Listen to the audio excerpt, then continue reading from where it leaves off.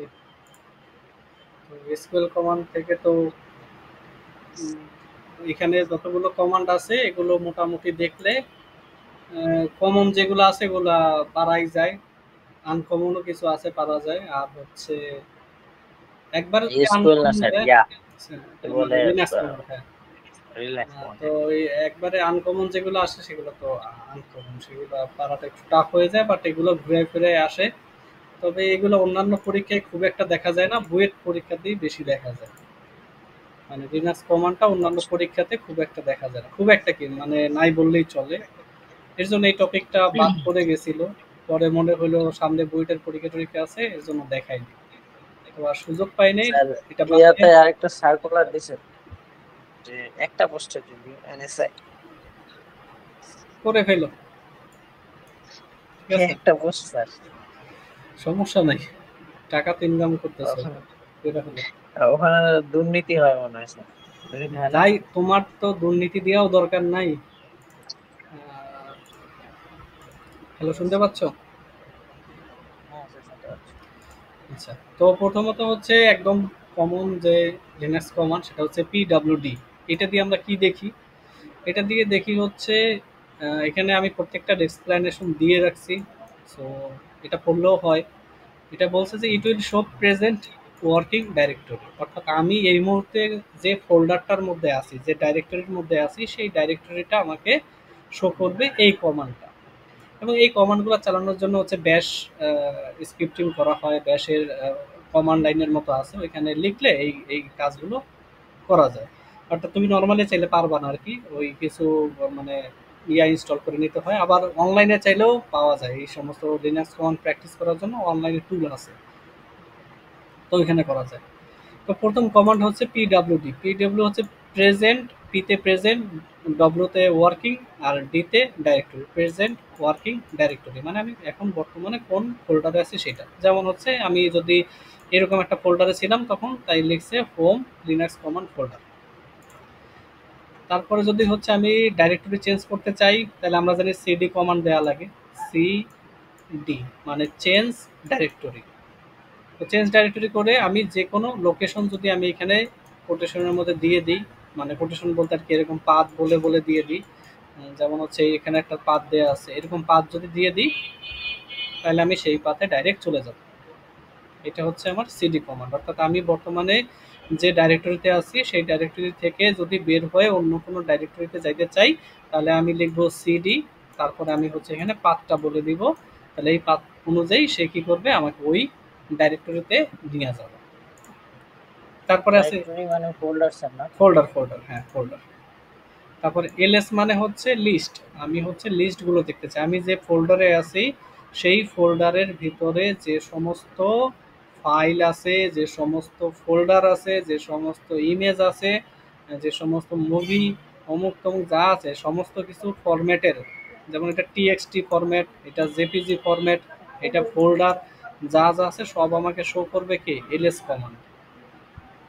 ঠিক আছে, লিস্ট করে আমাকে এটা দেখাই দিবে। আচ্ছা, আরেকটা যেটা কথা এখানে বলতে চাইতেছিলাম, সিডির পরে যদি আমি শুধু একটা স্ল্যাশ দিই, শুধু একটা যদি ফরওয়ার্ড স্ল্যাশ দিই তাহলে কি হবে? এইটা আমি যদি এইখানে পুরো এইরকম একটা কমান্ড লিখতাম সিডি এর পরে, তাহলে আমাকে কোথায় নিয়ে যেত? হোমের লিনাক্স কমান্ড ফোল্ডারে নিয়ে যেত। কিন্তু আমি সেগুলো লিখি নাই, আমি লিখছি শুধুমাত্র একটা স্ল্যাশ। তখন এটা কি করবে? এটা আমাকে নিয়ে যাবে রুট ডাইরেক্টরিতে, একদম রুট যে ডাইরেক্টরিটা আছে সেইখানে নিয়ে যাবে। সো এটা একটু মনে রুট রাখতে হবে। ডাইরেক্টরিটা, রুট ডাইরেক্টরিটা যেমন ধরো স্যার কই থাকে?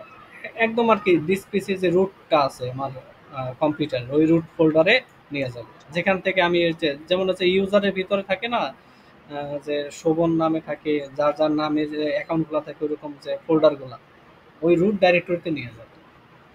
মানে একদম আচ্ছা। সমস্ত ডাইরেক্টরি যেখান থেকে শুরু করে আমার অপারেটিং আচ্ছা। সিস্টেমের, ওইখানে নিয়ে যাবে আর কি।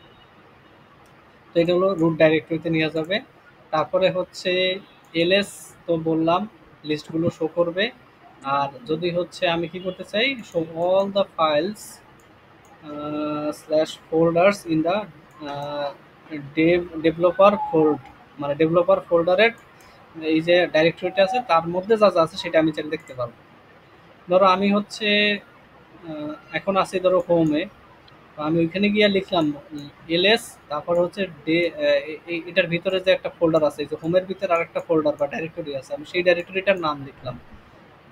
তাহলে ও কি করবে, ও হোম ডাইরেক্টরিতে প্রেজেন্ট আছি, আমি যদি শুধু এলএস লিখতাম তাহলে হোম ডাইরেক্টরির ফাইলগুলোই আমাকে শো করতো। কিন্তু আমি লিখছি কি এলএস এর পরে এলএস লিখে আমি লিখছি যে folder. Linux command folder slash দিছি, বা স্ল্যাশ না দিলেও হয়, স্ল্যাশ দেওয়া লাগে হয়তো। তো এটা দিলাম, এটা যখন দিলাম তখন ও কি করবে, আমাকে হোম ফোল্ডার থেকে নিয়ে গিয়ে এই ফোল্ডারের ভিতরে যা যা আছে সেগুলো তখন শো করবে, এগুলো শো করবে। তারপরে যে এলএস দিয়ে আমি শুধু স্ল্যাশ দিই, তাহলে ও কি করবে, ও হচ্ছে যেমন এইটা দ্বারা কি বুঝে, এটা দ্বারা রুট বুঝায়, রুট। তো ও কি রুট ডাইরেক্টরিতে যে সমস্ত ফোল্ডার আমার আছে সেই ফোল্ডারগুলো শো করবে, জাস্ট এলএস স্ল্যাশ দিলে। এই শুধু স্ল্যাশটা বুঝে হচ্ছে আমার রুট ডাইরেক্টরি। মানে সিডিটা হচ্ছে রুটে নিয়ে যাবে আর এলএসটা হচ্ছে রুটে যা আছে সব দেখাবে। দেখাবে ওইখানে কি কি ফাইল আছে সেটা দেখাবে। অনেকগুলো কমান্ড লেখার পরে যদি কমান্ড প্রম্পটটা একদম লেখা দিয়ে ভরে যায়, তাহলে আমি ক্লিয়ার যদি লিখে কমান্ডটা দেই, এন্টার দেই, তাহলে আমার কি হবে, স্ক্রিনটা ক্লিয়ার হয়ে ক্লিন যাবে। হয়ে যাবে। বাট কমান্ডগুলো জাস্ট উপরে সরে যাবে, মানে আমার চোখের সামনে থেকে উপরে চলে যাবে, বাট আসলে যদি আমি স্ক্রল করি উপরে আবার, তাহলে আবার আগের লেখাগুলো কমান্ডগুলো দেখতে পাবো। আচ্ছা, এরপরে কি আছে, এলএস, তারপরে দুইটা ডট। এই দুইটা ডট থাকা মানে হচ্ছে আমি যে বর্তমানে যে ডাইরেক্টরিতে আছি তার থেকে এক স্টেপ আগের ডাইরেক্টরি। অর্থাৎ এখন যদি আমি হোমের ভিতরে আমি যদি এই ফোল্ডারটাতে থাকি, এই ফোল্ডারটাতে থাকি, তাহলে আমি যদি লিখি আমি এখন এই ফোল্ডারে আছি, আমি লিখলাম এল এস, তারপর ডট ডট, ও কী করবে, আমাকে এইখান থেকে নিয়ে এসে এই জায়গাটাতে চলে আসবে, এই জায়গাটাতে চলে এসে এইখানে যা আছে লিস্ট এগুলো দেখাবে। আমি কিন্তু ছিলাম ফোল্ডারে, এই ফোল্ডারটার মধ্যে ছিলাম, কিন্তু আমি যখন এলএস ডট ডট মানে দিচ্ছি তখন, একটা স্টেপ, দুইটা ডট দিয়ে একটা স্টেপ ব্যাক হ্যাঁ, করবে। এক স্টেপ ব্যাক। আর যদি হচ্ছে আমি ২ স্টেপ ব্যাক করে যেতে চাই, তখন হচ্ছে আমাকে কি করবে, আমি লিখব কিভাবে, LS dot dot dot dot slash dot dot. এটা আবার হচ্ছে তিনটে স্টেপ দিলে আবার স্ল্যাশ দিয়ে ডট ডট। আবার বলতে, এই হচ্ছে 3 স্টেপ ব্যাক। এরকম করে আমি ব্যাক করতে পারি। তারপরে হচ্ছে এলএস হাইফেন এল, এই একটা ফ্ল্যাগ দেওয়া আছে, এলএস হাইফেন বা মাইনাস এল। এটা দিলে কি হয়, এটা দিলে হয় যে আমি যে এতক্ষণ ফোল্ডারগুলোর নাম দেখছি শুধু, বা ফাইলগুলোর নাম দেখছি শুধু, কীরকম, যে এই যে এখানে যেরকম দেওয়া ছিল, এই যে ফোল্ডারের নাম, তারপরে হচ্ছে টেক্সটের মানে একটা ফাইলের নাম, এই একটা ফাইলের নাম, এরকম দেখছি। কিন্তু আমি যখন এরকম করে লিখবো, it means long list. Long list বলতে কি বুঝাইতেছে, লং লিস্ট বলতে বুঝাইতেছে আমার হচ্ছে একবারে ইয়া পর্যন্ত দেখাবে, মানে সমস্ত ডিটেলস। কীরকম ডিটেলস দেখাবে, যে এখানে ফাইলগুলো, ফোল্ডারগুলোর নাম দেখাবে, তারপরে তাদের কি কি পারমিশন আছে, read permission, right permission, execute permission, এগুলো দেখাবে, কখন ফাইল বা ফোল্ডারটা তৈরি করা হয়েছে সেটা দেখাবে, এবং তাদের সাইজ দেখাবে।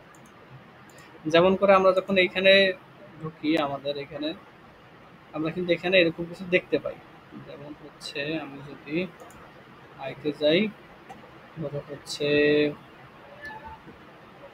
এখানে যেমন গেলাম, এইখানে যেরকম দেখতে পাইতেছি কখন এইটা ক্রিয়েট করা হয়েছে, টাইপ কি, তারপর সাইজটা দেখতে পাইতেছি। এই যে এরকম করে যেগুলো দেয়া আছে, ঠিক এরকম করে আমার কি হবে, শো করবে, হ্যাঁ হ্যাঁ। লিস্ট করে দেখাবে, সাথে আবার এই পারমিশনগুলোও দেখাবে, যে কোনটার উপরে কি কি পারমিশন আছে। আর যদি আমি এলএস এর পরে হাইফেন এ দেই বা মাইনাস এ দেই, এটা আমাকে কি দেখাবে, এটা দেখাবে হচ্ছে আমার যা ফোল্ডারগুলো আমি এখানে দেখতে হিডেন ফাইল। পাইতেছি সেগুলো দেখাবে, আর কিছু হিডেন ফাইল থাকে যেগুলো দেখা যায় না, সেগুলো সহ দেখাবে এলএস হাইফেন এ। আর LS hyphen small L capital S, এটা কি হয়, it means sorted long list. এটা হচ্ছে এই যে লিস্টটা, এই লিস্টটাকে সর্ট করে দেবে, এখানে এসটা বড় হাতের, এটা আমাকে সর্ট করে দিবে। সর্ট করবে কি ডিসেন্ডিং অর্ডারে। অর্থাৎ সাইজ অনুযায়ী সর্ট হবে, সব থেকে বড় যেটা সেটা সবার উপরে আসবে, তারপরে ছোট সাইজের ফাইল, তারপরে ছোট সাইজের ফাইল, তারপরে ছোট সাইজের ফাইল, এইভাবে করে সর্ট করে দেবে। তারপরে এলএস এটা কি করতেছে, ডেভেলপার ফোল্ডারের স্ল্যাশ দিয়ে এটা হচ্ছে আমার অল বোঝায়, অল অল সমস্ত।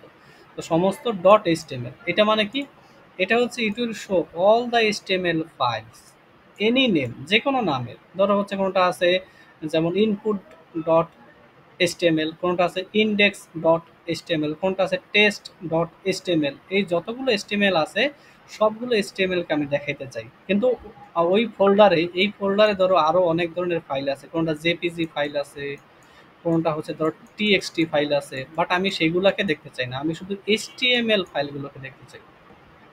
তো কিভাবে লিখবো, আচ্ছা, এলএস, তো ডেভ ফোল্ডারের ভিতর দেখে ওই জন্য ডেভ ফোল্ডার দিছি। হ্যাঁ আগে পাথ বলে দিতে হবে না যে আমি ডেভ ফোল্ডারের ভিতরে দেখতে চাই কি কি ফাইল আছে।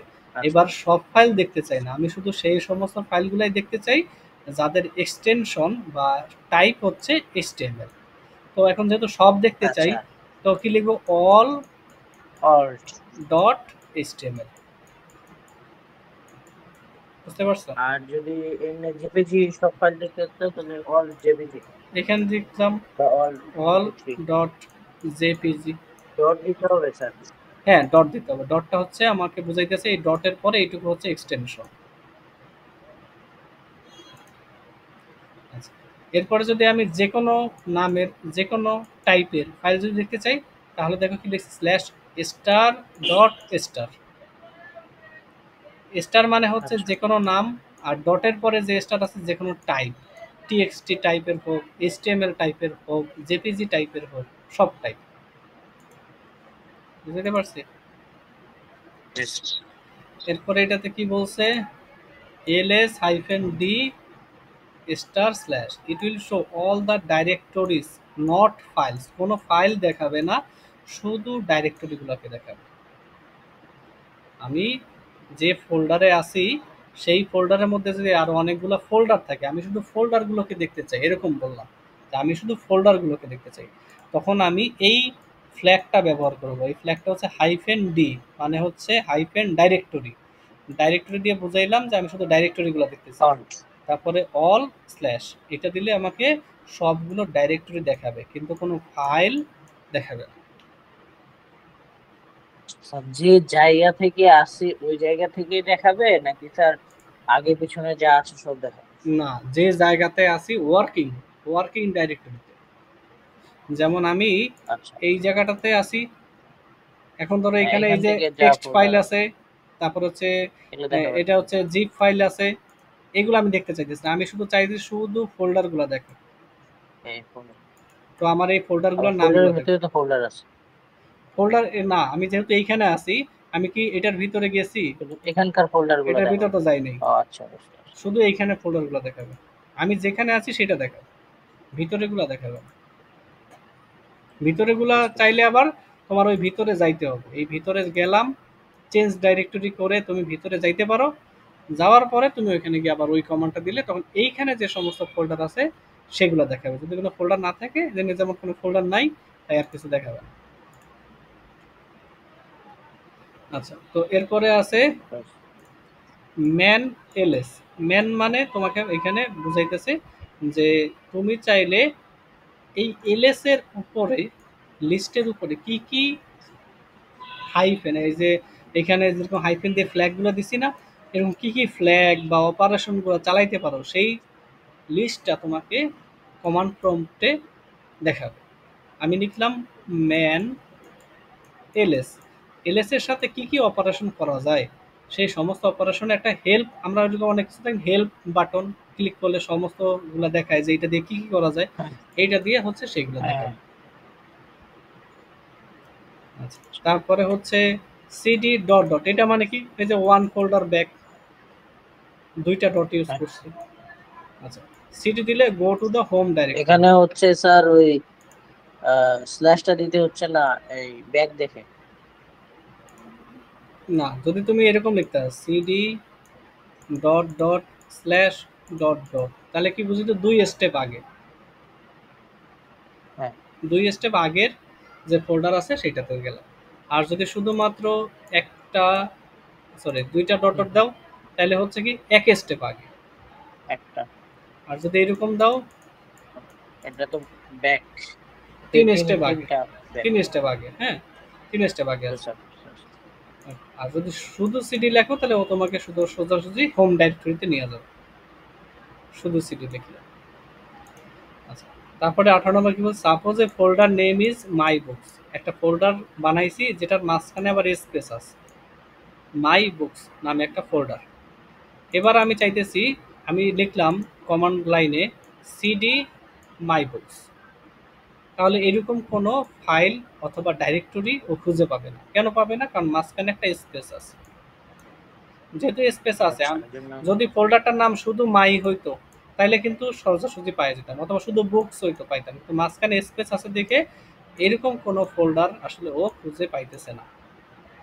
তাহলে আমরা এটা সলভ করতে পারি কিভাবে? আমরা এইভাবে লিখতে পারি সিডি, তারপরে মাই বুকসকে কোটে সিঙ্গেল কোটেশনের মধ্যে আটকে দিতে পারি, অথবা ডাবল কোটেশনের আচ্ছা মধ্যে আটকে দিতে পারি, অথবা এইভাবে লিখতে পারি সিডি মাই ব্যাকওয়ার্ড স্ল্যাশ স্পেস বুকস।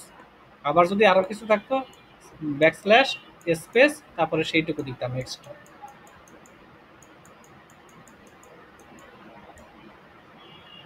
বুঝতে পারছি? সোজা কথা এটা ইউজ করতে বুঝতে হয়। পারলাম। আচ্ছা, এরপরে এই হলো আমার কিভাবে আমি ফাইল ডাইরেক্টরি চেঞ্জ করব, ডাইরেক্টরি কিভাবে হচ্ছে এক ডাইরেক্টরি থেকে আরেক ডাইরেক্টরি যাব, লিস্ট কিভাবে দেখব, এই সমস্ত বিষয়। আর এরপরে আছে কি দেখো, ফাইল নিয়ে কাজ। আমি ফাইল নিয়ে কাজ করব যখন, তখন আসবে এটা, যে কোনো একটা ফাইলে কিছু রিড করব, রাইট করব, এগুলো।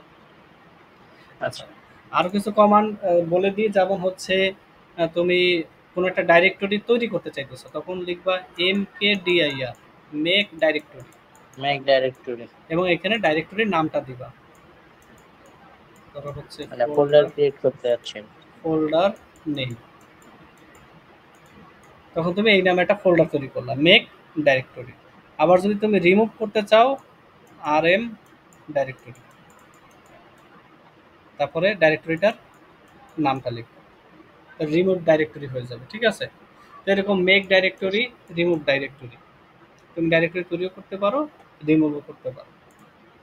আচ্ছা, এবার আসো এখানে, যে কিভাবে একটা ফাইলের কন্টেন্ট, একটা test1.txt নামে একটা ফাইল আছে, তুমি ওই ফাইলের মধ্যে কি কি লেখা আছে সেই লেখাগুলো স্ক্রিনে বা কমান্ড লাইনটাতে দেখতে চাও, তাহলে লিখতে হবে ক্যাট, তারপরে ফাইলটার নাম। যখনই আমি এটা লিখবো তখন কি করবে, it will show the content in the test1.txt file. ও জাস্ট এখানে কন্টেন্টগুলো আমাকে শো করবে। যেমন এইটা একটা, ওই এটা টেক্সট একটা, ফাইলের ভিতরে যা হ্যাঁ, এটা আছে এগুলো সব লাইন লিখবে। 1, লাইন 2, তারপরে একটা ফাঁকা লাইন, তারপর লাইন 3, এরকম। তারপরে এটাতে কি আছে, আমি চাইলে মাল্টিপল ফাইলের লেখা একবারে দেখতে পারি, তো কি লিখবো, ক্যাট প্রথম ফাইল স্পেস দ্বিতীয় ফাইল, তখন ওই দুইটা ফাইলের লেখা পরপর দেখা। তারপরে আচ্ছা, হচ্ছে, এটা তো স্যার শুধু টেক্সট ফাইলের জন্যই না প্রযোজ্য না, যে নাকি? কোনো ফাইল, যে কোনো ফাইল, তবে জেপিজি হবে না, জেপিজি আবার অডিও অন্য ভিডিও স্টাইলে, ইমেজ আবার অন্য স্টাইলে দেখতে হবে। আচ্ছা নর্মালি এই জিনিসগুলো আসে পরীক্ষায়, জন্য এইগুলো রাখছি। তারপরে হচ্ছে ধরো এটা কি লিখছে, ক্যাট হাইফেন বি test1.txt, এটা কি আমাকে দিবে, এটা হচ্ছে আমার এই যে এই একটু আগে যে এই যে লাইনগুলো আছে, এই লাইনগুলোর পাশে কোনো নাম্বার ছিল না, এখানে কোনো নাম্বার নেই, এখনো হচ্ছে নাম্বার সহ দেখান। সো ব্ল্যাঙ্ক লাইন যেটা আছে সেটাতে কোনো নাম্বার দেয় নাই, বাট যে লাইনগুলোতে লেখা আছে ওই লেখাগুলোর লাইনগুলোতে ও একটা সিরিয়াল নাম্বার দিচ্ছে, 1, 2, 3, এটা। তো ওই যে ব্ল্যাঙ্ক লাইন বাদ দিয়ে নন ব্ল্যাঙ্ক লাইনগুলোতে নাম্বারিং দিচ্ছে। তারপরে যদি আমি হচ্ছে নন ব্ল্যাঙ্ক লাইনগুলোর সাথে সাথে ব্ল্যাঙ্ক লাইনগুলোতেও নাম্বার বসাতে চাই, তাহলে লিখতে হবে হাইফেন এন, তখন সবগুলো লাইনেই নাম্বারটা পড়বে, 1, 2, 3, 4, এটা ব্ল্যাঙ্ক ছিল তাও এখানে নাম্বারটা পড়ছে। এবার হচ্ছে ওকে। ফাইল তৈরি করা। তৈরি করার সাথে সাথে ফাইলে কিছু রাইট করা। তো আমি যখন ক্যাট তারপরে angle bracket test dot TXT লিখছি, লিখে যখন এন্টার দিছি তখন কমান্ড লাইনের কার্সরটা নিচে এসে দাঁড়ায় থাকবে। তুমি ওইখানে কিছু লেখা ইনপুট দিবা, যেমন আমি ইনপুট দিছি লাইন 1, লাইন 2, তারপরে একটা ব্ল্যাঙ্ক লাইন দিয়েই এন্টার দিছি, তারপর লাইন 15, এরকম করে কিছু লেখা ইনপুট দিছি। দেওয়ার পরে আমি আর লিখতে চাইতেছি না, অনেকগুলো লাইন লিখছি আর লিখতে চাই না, তো কি করব, এই জায়গাটাতে এসে control plus D, control D. Control D দিলেই আমার এই ফাইলে আর লেখা হবে না, এক্সিট হয়ে যাবে। It will create a file named test.txt, and then what you will write on the cmd, যেটাই তুমি cmd তে লিখবা, it will print these lines in the test.txt file, ওই লাইনগুলোই test.txt ফাইলে প্রিন্ট হইতে থাকবে। সো তুমি লেখা শেষ, এরপরে এই বের হয়ে যেতে চাচ্ছ, তুমি কি করবা, to exit just press control plus D. এখন যদি আচ্ছা, তুমি দেখতে চাও যে এখানে কি কি, তাহলে স্যার এই লেখাগুলা হচ্ছে ওই টেস্টের ভিতরে যায় হবে, তাই তো? হ্যাঁ এই লেখাগুলো ফাইলটার মধ্যে গিয়ে প্রিন্ট হইতে থাকবে, ফাইলটার মধ্যে গিয়ে লেখা হয়েছে। এখন আচ্ছা। তুমি দেখতে চাইতেছো, এখন তো এক্সিট করে ফেললা তাই না, এক্সিট করে ফেললা, এখন তুমি দেখতে চাইতেছো হ্যাঁ। যে ওই ফাইলে কি কি লেখা হয়েছে। তো দেখার জন্য কি, দেখার জন্য কমান্ড আছে ক্যাট টেস্ট ডট টিএক্সটি। আর যখন ফাইল তৈরি করব এবং লিখব তখন এইটা, এই সাইনটা মাঝে দিতে হবে। আচ্ছা। আচ্ছা, if we again write cat is a same command যদি আবার লিখি on the cmd, it will do the same, and this time it will erase all the previous content by overwriting with new content। মানে তুমি এই পর্যন্ত লিখলা, এই পর্যন্ত লিখে কন্ট্রোল ডি দিয়ে এক্সিট করলা, তারপরে সেটাকে প্রিন্ট করে দেখলা, দেখলা যে এই এই লাইনগুলো আছে। এখন তুমি কি করলা, এই সেম কমান্ডটা আবারও তুমি লিখলা, লিখে এন্টার দিলা, এন্টার দিলে কি হবে, ও আবার এরকম কিছু লাইন ইনপুট নিবে। তখন তুমি ধরো লাইন লিখছো 49, তারপর লিখছো লাইন 50, এরকম লিখছো। তো যখন এগুলো লিখে আবারও তুমি কন্ট্রোল প্লাস ডি দিবা এক্সিট করার জন্য, তখন কি হবে, সাথে সাথে ও এই যে আগের যে লাইনগুলো ছিল টেস্ট ডট টিএক্সটির মধ্যে সেগুলোকে মুছে ফেলবে, আর এই নতুন যে লাইনগুলো ওভাররাইট লিখছো হয়ে যাবে। সেই লাইনগুলো এখানে লিখে ফেলবে, তার মানে আগের লেখাটা ইরেজ হয়ে যাবে। এটা হচ্ছে যদি ডাবল অ্যাঙ্গেল ব্র্যাকেট দেই, তাহলে এটা কি করবে না, আগের কন্টেন্টকে মুছবে না, জাস্ট নতুন কন্টেন্টগুলোকে শেষে অ্যাড অ্যাপেন্ড করে করে দেবে। দেবে, অ্যাপেন্ড করে দেবে। আচ্ছা, এটা কি বলছে, cat test one dot TXT, test two dot TXT, তারপরে angle bracket output dot TXT, it will combine the contents of test one and test two. এই দুই ফাইলের যা কন্টেন্ট আছে সেগুলোকে একসাথে করে আমার কি করবে, আউটপুট টিএক্সটিতে লিখে ফেলবে।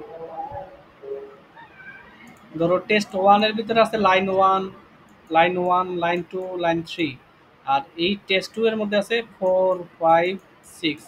ও কি করবে, এই দুটোকে একসাথে করে এটার মধ্যে নিয়ে আসবে, অর্থাৎ 1, 2, 3, 4, 5, 6 ও একসাথে করে দেবে। এটার কমান্ড হচ্ছে এটা। তারপরে কি লিখছে, but you can't do this. আচ্ছা এটা একটু ইয়া করে দেই, লেখাটা বোঝা যাইতেছে না। You can not do this cat test one dot TXT, test two dot TXT, তারপরে এটা দিয়ে টেস্ট টু ডট টিএক্সটি। মানে কি, তুমি টেস্ট ওয়ান এবং টেস্ট টু এই দুইটা ফাইলের লেখাকে কম্বাইন করে আবার টেস্ট টুতেই যে রাখা সেটা পারবা না, অন্য আরেকটা নতুন ফাইলে রাখতে হবে। ও আচ্ছা, মানে সেম ফাইল সম্ভব না। না, তুমি এখানে যে দুইটা ফাইল মার্জ করছো সেই দুইটা ফাইলেরই আবার একটাতে লিখবা, সেটা সম্ভব না। কিন্তু এটা করতে পারো, you can do it by using this command cat test one dot TXT, তারপরে double angle bracket test two dot TXT. এটা কি করবে, এটা করবে যে টেস্ট 2 এর মধ্যে যা কন্টেন্ট আছে তা তো থাকবেই, সাথে করে এইখানে যে কন্টেন্ট গুলো আছে সেইগুলো এটার নিচে গিয়ে অ্যাড করে দিবে, অ্যাপেন্ড করে দিবে। তাইলে আমাদের উদ্দেশ্য এক হলো না, যে আমরা তো চাইছিলাম এই দুটার লেখা একসাথে করে এইটাতে প্রিন্ট করতে। হ্যাঁ আর এখন কি হচ্ছে, টেস্ট 2 এর মধ্যে যা লেখা আছে সেটা তো আছেই, সাথে এইখানে যে লেখাটা আছে সেই লেখাটা এটার নিচে গিয়ে অ্যাড হয়ে গেল। তাহলে তো আমার ওই কম্বাইন করেই হয়ে গেল। হ্যাঁ, সেটা তো হইলো। খালি দুইটা প্রায় এই যে আচ্ছা, যে কমান্ড দুইটা দেখাইছিলাম সেগুলো আবার এখানে লেখা আছে, আমি ভাবছিলাম লেখা নাই। যেমন নতুন ফোল্ডার তৈরি করতে গেলে mkdir মেক ডাইরেক্টরি, এমকেতে মেক, ডিআইআর এর ডাইরেক্টরি, মেক ডাইরেক্টরি, তারপর ফোল্ডারের নাম কোনো একটা স্পেসিফিক, কি বলছি, এটা হলে ফার্স্ট ক্রিয়েট। আচ্ছা, এখন তুমি একসাথে এমনভাবে কাজ করতে চাইতেছো যে কোনো একটা ফোল্ডার তুমি বানাবা, তার ভিতরে গিয়ে আর একটা ফোল্ডার বানাবা। তাহলে কি করতে হইতো, প্রথমে আগে ফোল্ডার 1 তুমি ক্রিয়েট করতা মেক ডাইরেক্টরি করে, তারপরে চেঞ্জ সিডির মাধ্যমে চেঞ্জ ডাইরেক্টরি করে ফোল্ডার 1 এর ভিতরে যাইতা, যায় তার ভিতরে আরেকটা ফোল্ডার তৈরি করতা, সেটা হচ্ছে F2 নাকি। হ্যাঁ প্রথমে কি করতাম, আমি হচ্ছে এইখানে আইসা ধরো সিএ নামে একটা ফোল্ডার বানাইছি, ফোল্ডার এরপরে এর ভিতরে যে একটা ফোল্ডার বানাইতে যদি চাই তাহলে আমার এর ভিতরে গিয়ে আবার কি করতাম, একটা নতুন ফোল্ডার ক্রিয়েট নিউ করতাম। ফোল্ডার। কিন্তু আমি এটা চাইলে একসাথে করতে পারি। একসাথে কিভাবে করব, যে মেক ডাইরেক্টরি, এখানে হচ্ছে হাইফেন পি, এখানে হাইফেন পি মানে প্যারেন্ট, তাহলে এখানে প্যারেন্ট কোনটা, প্যারেন্ট হচ্ছে এইটা, তারপরে তার ভিতরে সাব ফোল্ডার হচ্ছে এইটা। তার মানে আমি কি করলাম, একই সাথে প্যারেন্ট ফোল্ডারের নাম লিখলাম, সেটাও তৈরি হবে, তার ভিতরে আরেকটা যে আবার ফোল্ডার নিউ ফোল্ডারও বানালাম। সেটাও তৈরি হবে একসাথে। মানে স্যার মেইন ফোল্ডারের জায়গায় মেইন ফোল্ডারের নেমটা হবে, আর নতুন ফোল্ডারের সাব ফোল্ডারের নতুন ফোল্ডারের নাম। নামটা হবে, মানে তুমি ধরো এইখানে এই যে এই জায়গাটাতে যে আছি, এই জায়গাটাতে আমি চাইতেছি এখানে, আচ্ছা এইটার ভিতরে ধরো, এখানে ধরো আমি চাইতেছি এইরকম হোক, একটা নিউ ফোল্ডার বানাইলাম, এখানে নাম দিলাম হচ্ছে টেস্ট। এই টেস্টের ভিতরে গিয়ে আমি আর একটা ফোল্ডার বানাতে চাইতেছি, সেটা হচ্ছে ধরো লিখলাম, এটা হচ্ছে সাব। তাহলে আমি কি করলাম, আগে টেস্ট বানাইলাম, তার ভিতরে গিয়ে সাব বানাইলাম। আমি এই দুইটা কাজই একসাথে করতে পারি। আমি লিখতে পারি মানে হাইফেন পি দিলে প্যারেন্ট, যে M K DIR hyphen P hyphen P, তারপরে লিখতে পারি test test slash sub. Slash sub. এইটা লিখলে কি হবে, এটা লিখলে হবে যেটা, যে ধরো এখন কিছুই নাই আমার এখানে, এটা লিখলে একসাথে ওই দুইটা কাজ একসাথে হয়ে যাবে, যে টেস্ট ফোল্ডার তৈরি করবে ও নিজেই, তার ভিতরে গিয়ে সাব ফোল্ডার ও নিজেই তৈরি করবে। স্যার মনে করেন আমি এখন এই সিএ ফোল্ডারটাতে আছি, হ্যাঁ, এখন আমি যাচ্ছি নিউ ভলিউমের ভিতরে সাব ফোল্ডার একটা ক্লিক করতে। তাহলে এখানে কি আমি এই জায়গা থেকেই এমকেডিআর, হ্যাঁ এই জায়গা থেকে আমি এমকেডিআর এটা পেস্ট করলে হয়ে যাবে, না, তখন তোমাকে আগে এখানে যাইতে হবে, নাকি আমাকে চেঞ্জ ডাইরেক্টরি করতে হবে? চেঞ্জ ডাইরেক্টরি করতে হবে। আগে সিডি করে আমার এখানে আচ্ছা, ধরো এইখান থেকে বের ডট ডট হয়ে এইখানে যদি আসতে চাই তাহলে কয়টা ডট দেবো, একটা, মানে ডট ডট ডট ডট। একটা এবার স্ল্যাশ এইখান থেকে এইখানে আসতে চাই তখন কি দেব, স্ল্যাশ ডট ডট। তাহলে দুই ডট স্টেপ ডট। ব্যাক করলাম। এখন আমি কোথায় আছি, নিউ হ্যাঁ ভলিউমে আছি। এখন, এখন আমি চাইলে এটা দিতে পারি। তো এখন তো আমি নিউ ভলিউমে চলে গেলাম, এখন তো আর আমার তাহলে টেস্ট দেওয়া দরকার নেই। টেস্টটা দিছি কেন, এটা কি এখন বুঝো নাই তুমি? হ্যাঁ হ্যাঁ বুঝছি স্যার, যে ফোল্ডারটার ভিতর ঢোকা প্লাস হচ্ছে নিউ ফোল্ডার ক্রিয়েট করা, ফোল্ডার তাই না? ভিতর ঢোকা না, ফোল্ডার ভিতর ঢোকা না, একদম টেস্ট নামে কোনো ফোল্ডার আমার এখানে আছে। ও আচ্ছা, মানে একটা ফোল্ডার ক্রিয়েট করবে আবার ওখানে ঢুকে আবার হ্যাঁ আরেকটা হ্যাঁ, ফোল্ডার। এটাও নতুন ফোল্ডার, এটাও নতুন ফোল্ডার, কিন্তু আমি ম্যানুয়ালি করলে কি করতাম, ও আগে এইটা বানাইতাম তারপরে ভিতরে গিয়ে এটা বানাইতাম, আমি এই কমান্ডের মাধ্যমে বুঝতে পারছি একসাথেই স্যার, দুইটা বুঝছি বানাইতেছি। স্যার, বুঝতে পারছি। এটা এমন না যে আমি আগে টেস্টের মধ্যে গেলাম তারপরে সাব বানাইলাম, এটা না, টেস্টও নতুন ক্রিয়েট হবে, তারপরে ও মনে করতেছে যে স্ল্যাশ দিয়ে সাব দেওয়া আছে, তার টেস্টের মধ্যে আরো একটা ফোল্ডার তৈরি করতে হবে, মানে দুইটা ফোল্ডারই ও এই এক হ্যাঁ, কমান্ডে তৈরি করে ফেলবে। বুঝতে পারছি, বুঝতে পারছি। আচ্ছা, তো এরকম চাইলে আমি আরো মাল্টিপল বানাইতে পারি, যেমন make directory parent main folder slash দিয়ে যতগুলো সাব ফোল্ডার আমি বানাইতে চাই সবগুলোকে সেকেন্ড ব্র্যাকেটের মধ্যে ঢুকাই দিলেই হয়ে যাবে এই কমান্ড। আচ্ছা, এটা আর স্যার ওই মেইন ফোল্ডারের ভিতরেই সাব হ্যাঁ, ফোল্ডার গুলো হবে সব? মেইন ফোল্ডারটা আগে তৈরি করবে, তৈরি করে তারপরে তার ভিতরে এই তিনটা ফোল্ডার তৈরি করবে আচ্ছা, আর পাশাপাশি। আমি যদি slash this sub folder 1 then slash sub folder 2 then হ্যাঁ হ্যাঁ স্ল্যাশ হ্যাঁ, সাব এই যে ফোল্ডার যেমন 3। এখানে আছে main folder slash sub folder, তারপর স্ল্যাশ দিয়ে ধরো S2, তখন ও তিনটা তখন কি ফোল্ডার সাব আগে তৈরি ফোল্ডারের করবে। ভিতরে ঢুকে হ্যাঁ, ও ঢুকে আরেকটা করবে নাকি আরেকটা করবে। ওখানে? আচ্ছা, আচ্ছা। হুম, আচ্ছা, এরপর যদি কোনো ফোল্ডার ডিলিট করতে চাই, remove directory remove delete. RMDIR। এই যে দেখো তুমি যেটা বললা সেটা এই যে এখানে লেখা আছে, এ তৈরি করবে, তার ভিতরে গিয়ে বি তৈরি করবে, তার ভিতরে গিয়ে সি তৈরি করবে, তার ভিতরে গিয়ে ডি তৈরি করবে। আর ওটা যে মেইন ফোল্ডারের ভিতরে সবগুলা। এইটা হচ্ছে, হ্যাঁ, এটা মেইন ফোল্ডারের ভিতরেই, যদি তুমি অনেক সময় হয় না যে একটা ফোল্ডার বানাইলাম তার হ্যাঁ, ভিতরেই অনেকগুলো ফোল্ডার অনেকগুলো বানাইতে ফোল্ডার। চাই। আর এইটা হচ্ছে কি, একটা ফোল্ডার বানাইলাম, তার ভিতরে আরেকটা বানাইলাম, তার ভিতরে আরেকটা বানাইলাম, তার ভিতরে আরেকটা বানাইলাম, এইটা। আচ্ছা, ওকে, তো এখানে ls-r মানে হচ্ছে it will show all the folder one by one. এ তোমাকে কি করবে, সবগুলো ফোল্ডার, এই যে একটা মানে ক্যাসকেডিং ফোল্ডার বানাইছো, এর ভিতরে বি, বি এর ভিতরে সি, সি এর ভিতরে ডি, ও এই সবগুলোরে এক এক করে দেখাবে। এই কমান্ডটা দিলে একটার পরে একটা ফোল্ডার দেখাবে। প্রথমে এ ফোল্ডারটাকে দেখাবে, তারপরে বললো এ ফোল্ডারের ভিতরে বি ফোল্ডার আছে সেটা দেখো, তারপরে বললো এর ভিতরে বি এর ভিতরে আবার সি আছে সেটা দেখো, তারপরে বললো এ বি সি এর মধ্যে আবার ডি তৈরি করছো সেটা দেখো, আর এরপর আবার ডি এর মধ্যে যদি কিছু থাকে সেটা দেখো। আচ্ছা। এখন যদি তুমি সবগুলারে এরকম মানে সবগুলা ফোল্ডার ডিলিট করতে চাও, তাহলে আবার এই একইভাবে প্যারেন্ট কমেন্ট ফ্ল্যাগ দিয়ে ABCD এভাবে লিখলে এটা সব removes all the folders, but if they are any files inside the folder then RM directory can not delete the folder. যদি এই ফোল্ডারগুলোর মধ্যে কোন একটার মধ্যে যদি কোনো একটা ফাইল থাকে তাইলে পারবে না, কারণ হচ্ছে তাহলে আগে ফোল্ডার ডিলিট। আগে ফাইলটাকে ডিলিট করতে হবে তারপরে ফোল্ডারটাকে ডিলিট করতে হবে। কারণ ফাইল সহ ফোল্ডারটাকে যদি তুমি রিমুভ করতে চাও তাইলে ও বলবে যে এটা আসলে সম্ভব না। ফাইল ডিলিট করার জন্য আরএম আর রিমুভ। RM তারপরে ফাইলের নাম।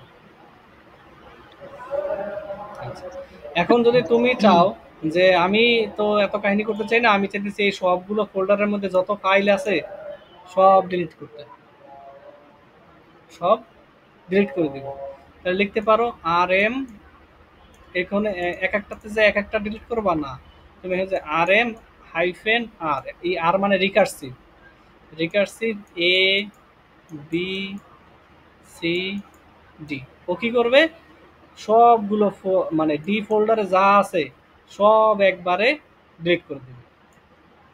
এই টেস্ট 1 একটা একটা করে ডিলিট করতা, টেস্ট 1 একবার ডিলিট করতা, টেস্ট 2 একবার ডিলিট করতা, তুমি পাথ দেখাই দিছো যে ডি ফোল্ডারের মধ্যে যত ফাইল আছে সবও একটা test1.txt রিমুভ করবে, test2.txt রিমুভ করবে, test3.txt রিমুভ করবে। এই রিমুভ করার পরে দেন তুমি এই ডি ফোল্ডারটাকে রিমুভ করে দিতে পারো। সেটা ভিউ হবে না? ভি হচ্ছে তোমার ভার্বস, ভার্বস মানে হচ্ছে এই যে একটার পর একটা রিমুভ হচ্ছে সেটা তোমাকে কমান্ড লাইনে প্রিন্ট করে করে দেখাবে, আচ্ছা, এটা হচ্ছে হাইফেন এই ভি। রিমুভ গুলা। মানে প্রথমে test1.txt রিমুভ হয়েছে এটা দেখাবে, তারপরে যে রিমুভ হয়েছে সেটা দেখাবে, তারপর মানে এটা মানে তোমাকে কমান্ডগুলো জাস্ট এক্সিকিউট যে হচ্ছে সেটা আবার প্রিন্ট করে করে দেখাবে যে এটার পরে এটা হচ্ছে, এটার পরে এটা হচ্ছে, এটা হচ্ছে ভার্বস। তারপর দেখো এখানে কি বলছে, কপি ফাইল 1 এর টেক্সট বা কন্টেন্ট ফাইল 2 তে কপি করে নিয়ে যাওয়া। কি লিখছে এখানে আবার একটু টুইস্ট আছে। ইট will copy the content of the file 1.txt two file 2.txt। If file 2.txt is not created before, then it will first create that file and copy the content of file 1.txt to it. যদি ধরো তোমার এখানে, যেমন এখানে আমার হচ্ছে এটা আছে, এই টিএক্সটি ফাইলটা আছে, এবং আরো একটা ধরো আমি টিএক্সটি ফাইল বানাইলাম, এটা ধরো হচ্ছে নাম দেই নিউ টেক্সট। এবার আমি চাইতেছি এইটার কন্টেন্ট এইটার মধ্যে আনবো।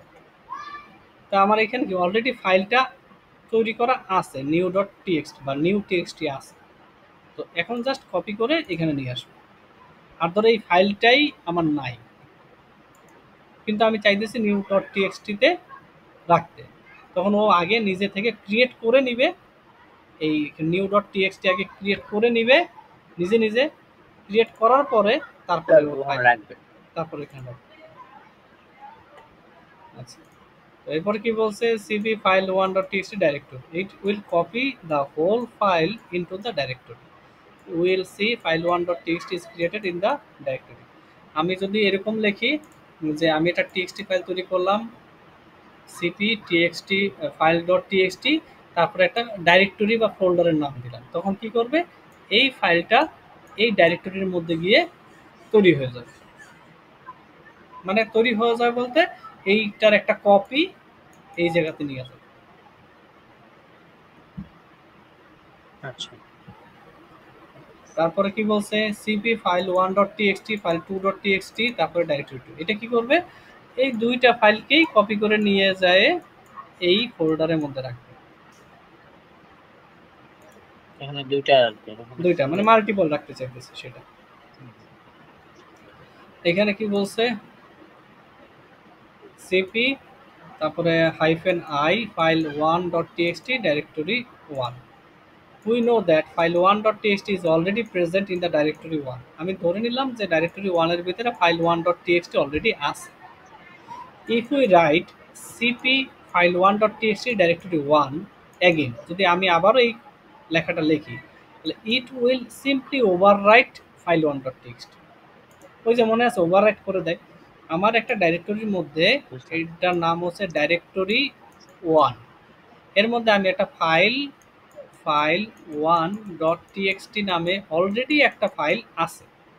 আমি কি করলাম আবারও এই কমান্ডটা চালাইলাম সিপি ফাইল 1.txt, তাহলে কি হবে ও এই ডাইরেক্টরির মধ্যে এই ফাইলটাকে আবার ওভাররাইট করে নতুনটা বসাই দেবে।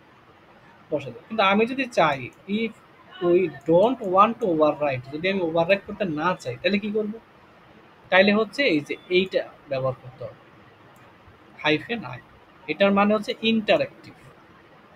ইন্টারেক্টিভ দিলে কি হয় ও হচ্ছে আমাকে কমান্ড লাইনে একটা চয়েস দিবে। চয়েস মানে তুমি কি ফাইলটাকে ওভাররাইট করতে চাও নাকি চাও না।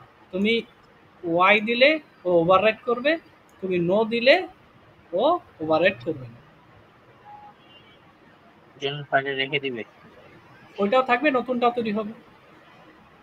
আচ্ছা, মানে আমরা এরকম অনেক সময় চয়েস দিই না, তুমি কি ওভাররাইট করতে চাও, এই যে আমাদের কোনো কিছু সেভ করা না থাকলে যদি আমরা কাইটা দিই তখন বলে do you want to save, হ্যাঁ হ্যাঁ হ্যাঁ, ওইরকম একটা চয়েস দেবে যে তুমি কি মানে কনফার্মেশন চাই আর কি। অলরেডি এই ডাইরেক্টরি 1 এর ভিতরে আমার ফাইল 1.txt আছে, এখন তুমি আবারও সেই ফাইল 1.txt ওটার মধ্যে নিয়ে বসাতে চাইতেছো। আমরা এই যে কপি করলে সেম জিনিস আসে না, যেমন হচ্ছে এইটাই ধরো, এটা যদি কপি করি তাহলে এখানে ডাইরেক্ট কি আসে দেখো তো, এই যে কপি লেখা আসে না। হ্যাঁ, তো এটা কি হয় ও হচ্ছে নতুন এটা অটোমেটিক্যালি একটা কপি তৈরি করে রাখে। এখন কমান্ড লাইনে তো এটা সম্ভব হয় না। কমান্ড লাইনে কি করে যে তোমাকে ডাইরেক্ট এটাকে রিপ্লেস করে দেয়, আগে যেটা ছিল সেটাকে রিপ্লেস করে নতুনটা বসায় দেয়। তাই আই যদি ইউজ করো তখন তোমার কাছে একটা চয়েস দিবে যে তুমি কি ওভাররাইট করতে চাও, রিপ্লেস করে ফেলতে চাও, নাকি হচ্ছে যা আছে তার উপরে আরেকটা বসায় দিতে চাও। ওটাও থাকবে নতুনটাও থাকবে। আচ্ছা। ওকে।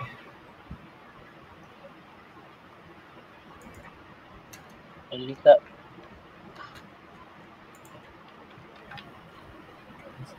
তো এরপরে কি বলছে, CP directory 1 directory 3, it is normally use to copy directory 1 to directory 3। এটা নর্মালি এই ডাইরেক্টরিটাকে এই ডাইরেক্টরিতে কপি করে নিয়ে যায়।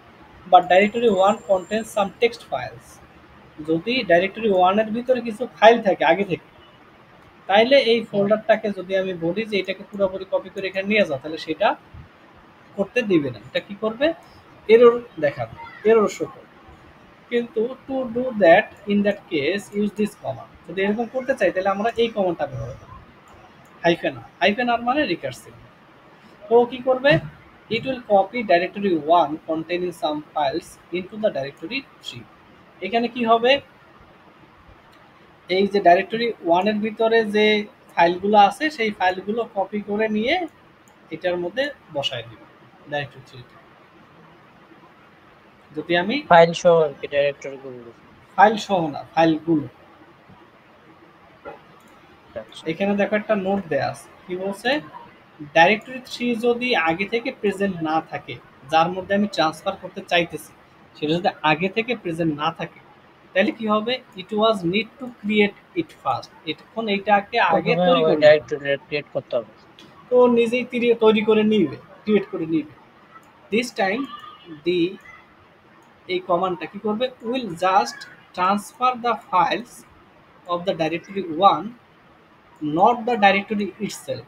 মানে ফোল্ডারটাকে নিয়ে যাবে না, ফোল্ডারটার মধ্যে যে কন্টেন্ট আছে, যে সমস্ত ফাইল আছে, সেই ফাইলগুলোকে জাস্ট ডাইরেক্টরি 3 তে ট্রান্সফার করবে।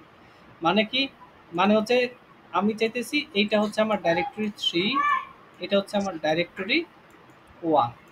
তো ইনিশিয়ালি ধরো এই ডাইরেক্টরি 3টা নাই, কিন্তু আমি এই কমান্ডটা চালাই দিচ্ছি, তাহলে কি হবে, ও ডাইরেক্টরি 3 আগে তৈরি করবে, তৈরি করলো, তৈরি করে এইখানে যে সমস্ত ফাইলগুলো আছে শুধুমাত্র সেই ফাইলগুলো নিয়ে এটার মধ্যে বসাই দিবে। কিন্তু এই পুরো ফোল্ডার যেটা, এই যে ফোল্ডারটা, এই ফোল্ডারটারে নেবে না। কিন্তু যদি এই ডাইরেক্টরি 3 আগে থেকে তৈরি করা থাকে, আগে থেকেই তৈরি করা আছে, তাইলে কি হবে, পুরো ফোল্ডারটাই এটার মধ্যে চলে যাবে। বুঝতে পারছি? জি স্যার। এরপরে এখানে দেয়া আছে move file1.txt, move. file2.txt, it will transfer the content of the file 1 to file 2। File 1 এর কন্টেন্ট গুলো, লেখাগুলো ফাইল 2 তে ট্রান্সফার করবে। After that it will replace the file 1.txt with new file 2.txt। ধরো তোমার এখানে দুইটা ফাইল আছে,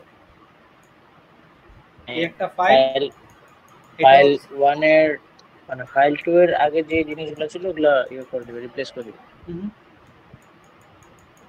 এটা হচ্ছে ফাইল 2। এবার তুমি চাইতেছো তুমি কোন কমান্ডটা চালাইছো, এই কোনটা, move file 1.txt file 2.txt। এটা করলে কি হবে, এই ফাইল 1 এর যে, এই ফাইল 1 এর যে কন্টেন্টগুলো আছে সেই কন্টেন্টগুলো তুলে নিবে, তুলে নিয়ে জাস্ট এখানে বসাবে। আমি বসাই দিলাম, বসাই দিলাম। এবার কি করবে, এই ফাইল 1.txt-টাকেই পুরো ডিলিট করে দেবে, ডিলিট করে দিয়ে একটা ফাইল থাকবে। কাইন্ড অফ তুমি হচ্ছে ফাইল 1.txt-কে ধরো রিনেম করলাম, এটাকে জাস্ট একটু বানাই দিলাম, সেরকম সিনারিওটা দাঁড়াইতেছে। বুঝাইতে পারলাম কি, ধরো স্যার এইখানে, বুঝতে পারছি। এইখানে এটা আছে, নলেজ টিউব চ্যানেল এরকম একটা লেখা আছে।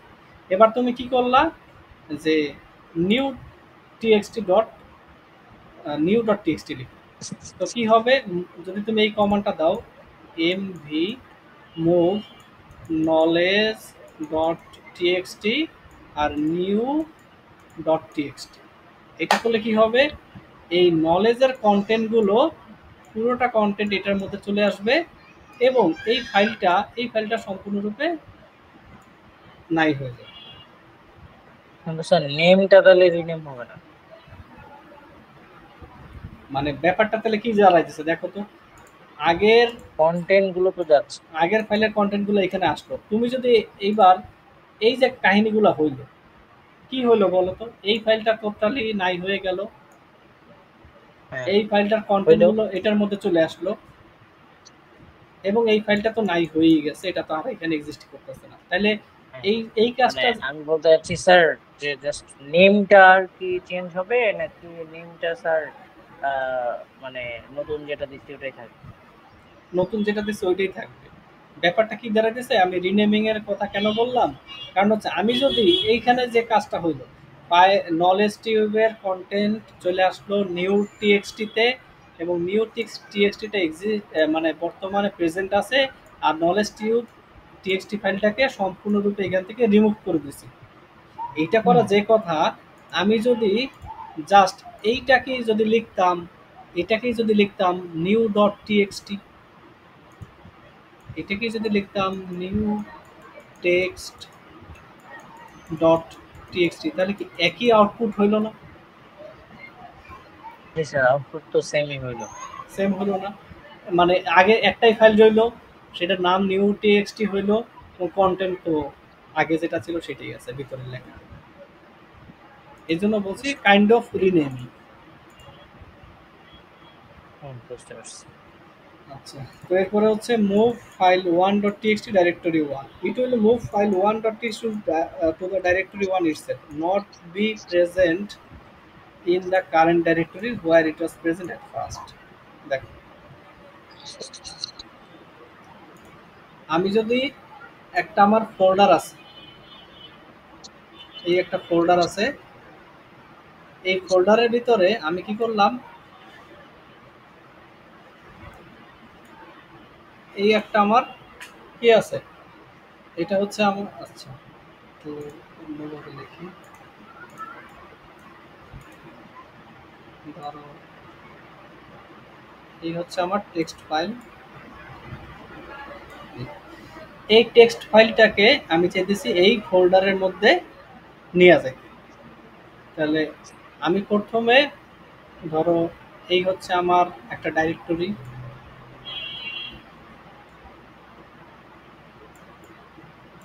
একটা ডাইরেক্টরির মধ্যে আমি আসি, এবং এই ডাইরেক্টরির মধ্যে দুইটা জিনিস আছে, একটা হচ্ছে ফাইল ডট টিএক্সটি, একটা ফোল্ডার আছে ধরো, নাম হচ্ছে ফোল্ডার।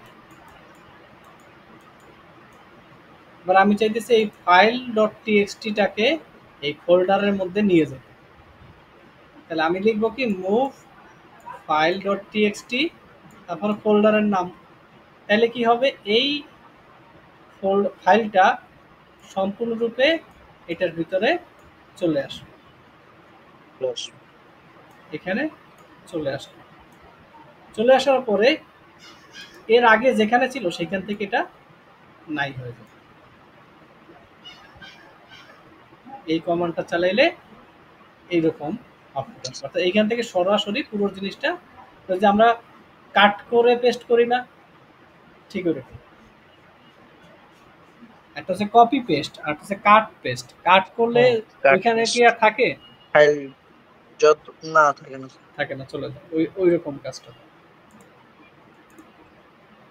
আচ্ছা, এরপরে বলছে move directory one directory two, it will simply move whole directory files plus directory, অর্থাৎ ডাইরেক্টরি নিজে এবং তার ভিতরে যা ফাইল সমস্ত কিছু নিয়ে এটার মধ্যে চলে যায়। মুভ করবেন। কখন? যদি ডাইরেক্টরি টুটা প্রেজেন্ট থাকে, অলরেডি থাকে তাইলে, আর যদি প্রেজেন্ট আগে থেকে না থাকে, then only the files of the directory one, এইটা শুধুমাত্র যে ফাইলগুলো আছে সেই ফাইলগুলো এটার মধ্যে ট্রান্সফার হবে। অর্থাৎ ডাইরেক্টরি টু যদি আগে থেকে আমার স্যার তৈরি করা, ডাইরেক্টরি না থাকলে আমি ডাইরেক্টরি লিখবো? হ্যাঁ, ডাইরেক্টরি যদি আগে থেকে তৈরি করা নাই থাকে তাহলে ডাইরেক্টরির জায়গায় আমি কি দিব? তুমি ধরো ও মানে বুঝতে পারছি স্যার। ডাইরেক্টরি টু নাই, কিন্তু তুমি এই কমান্ড লিখছো, তোমার পক্ষ থেকে হ্যাঁ, ডাইরেক্টরি তখন টু ও ডাইরেক্টরিটা নিজেই ক্রিয়েট তৈরি হয়ে আর করবে, কি মনে যাবে। তৈরি করে যেহেতু নিছে ও, সেহেতু ও করবে কিন্তু কি, ফাইলগুলো নিয়ে যাবে। শুধু ফাইলগুলোকে নিয়ে যাবে। আর যদি আগে থেকে তৈরি করা থাকে তাহলে পুরো ফোল্ডারটাই নিয়ে যাবে। বুঝতে পারছি। আচ্ছা, এবার হচ্ছে আমরা কন্টেন্ট, ফাইলের কন্টেন্ট দেখতে চাই। ধরো তুমি একটা বিশাল ফাইল বিগ ডট টিএক্সটি বানাইছো, এটার মধ্যে হাজার হাজার লাইনের লেখা তুমি লিখছো, হাজার হাজার লাইন। হ্যাঁ। এখন কমান্ড লাইন তো হয় ছোট্ট একটু, কমান্ড লাইনটা তো হয় এতটুকু, এতটুকুর মধ্যে তুমি বিভিন্ন কমান্ড লেখো আর ও তোমাকে একটু একটু করে আউটপুট দেখে। এবার এত বড় ফাইল, হাজার হাজার লাইন, এটা যদি তুমি লেখো তাহলে কমান্ডটা হবে ক্যাট বিগ ডট টিএক্সটি। এটা লিখলেই পুরো ফাইলের যত লেখা আছে একদম এক দার্সে প্রিন্ট হইতে থাকে। প্রিন্ট হইতে হইতে পুরো স্ক্রিন ভরে যায়, শেষ হয়ে যায়, কিন্তু লেখা শেষ হয়।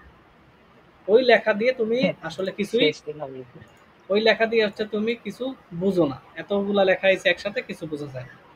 তো এটার জন্য আমরা কি করতে পারি, এটার জন্য হচ্ছে আমরা লেস কমান্ড ব্যবহার করতে পারি।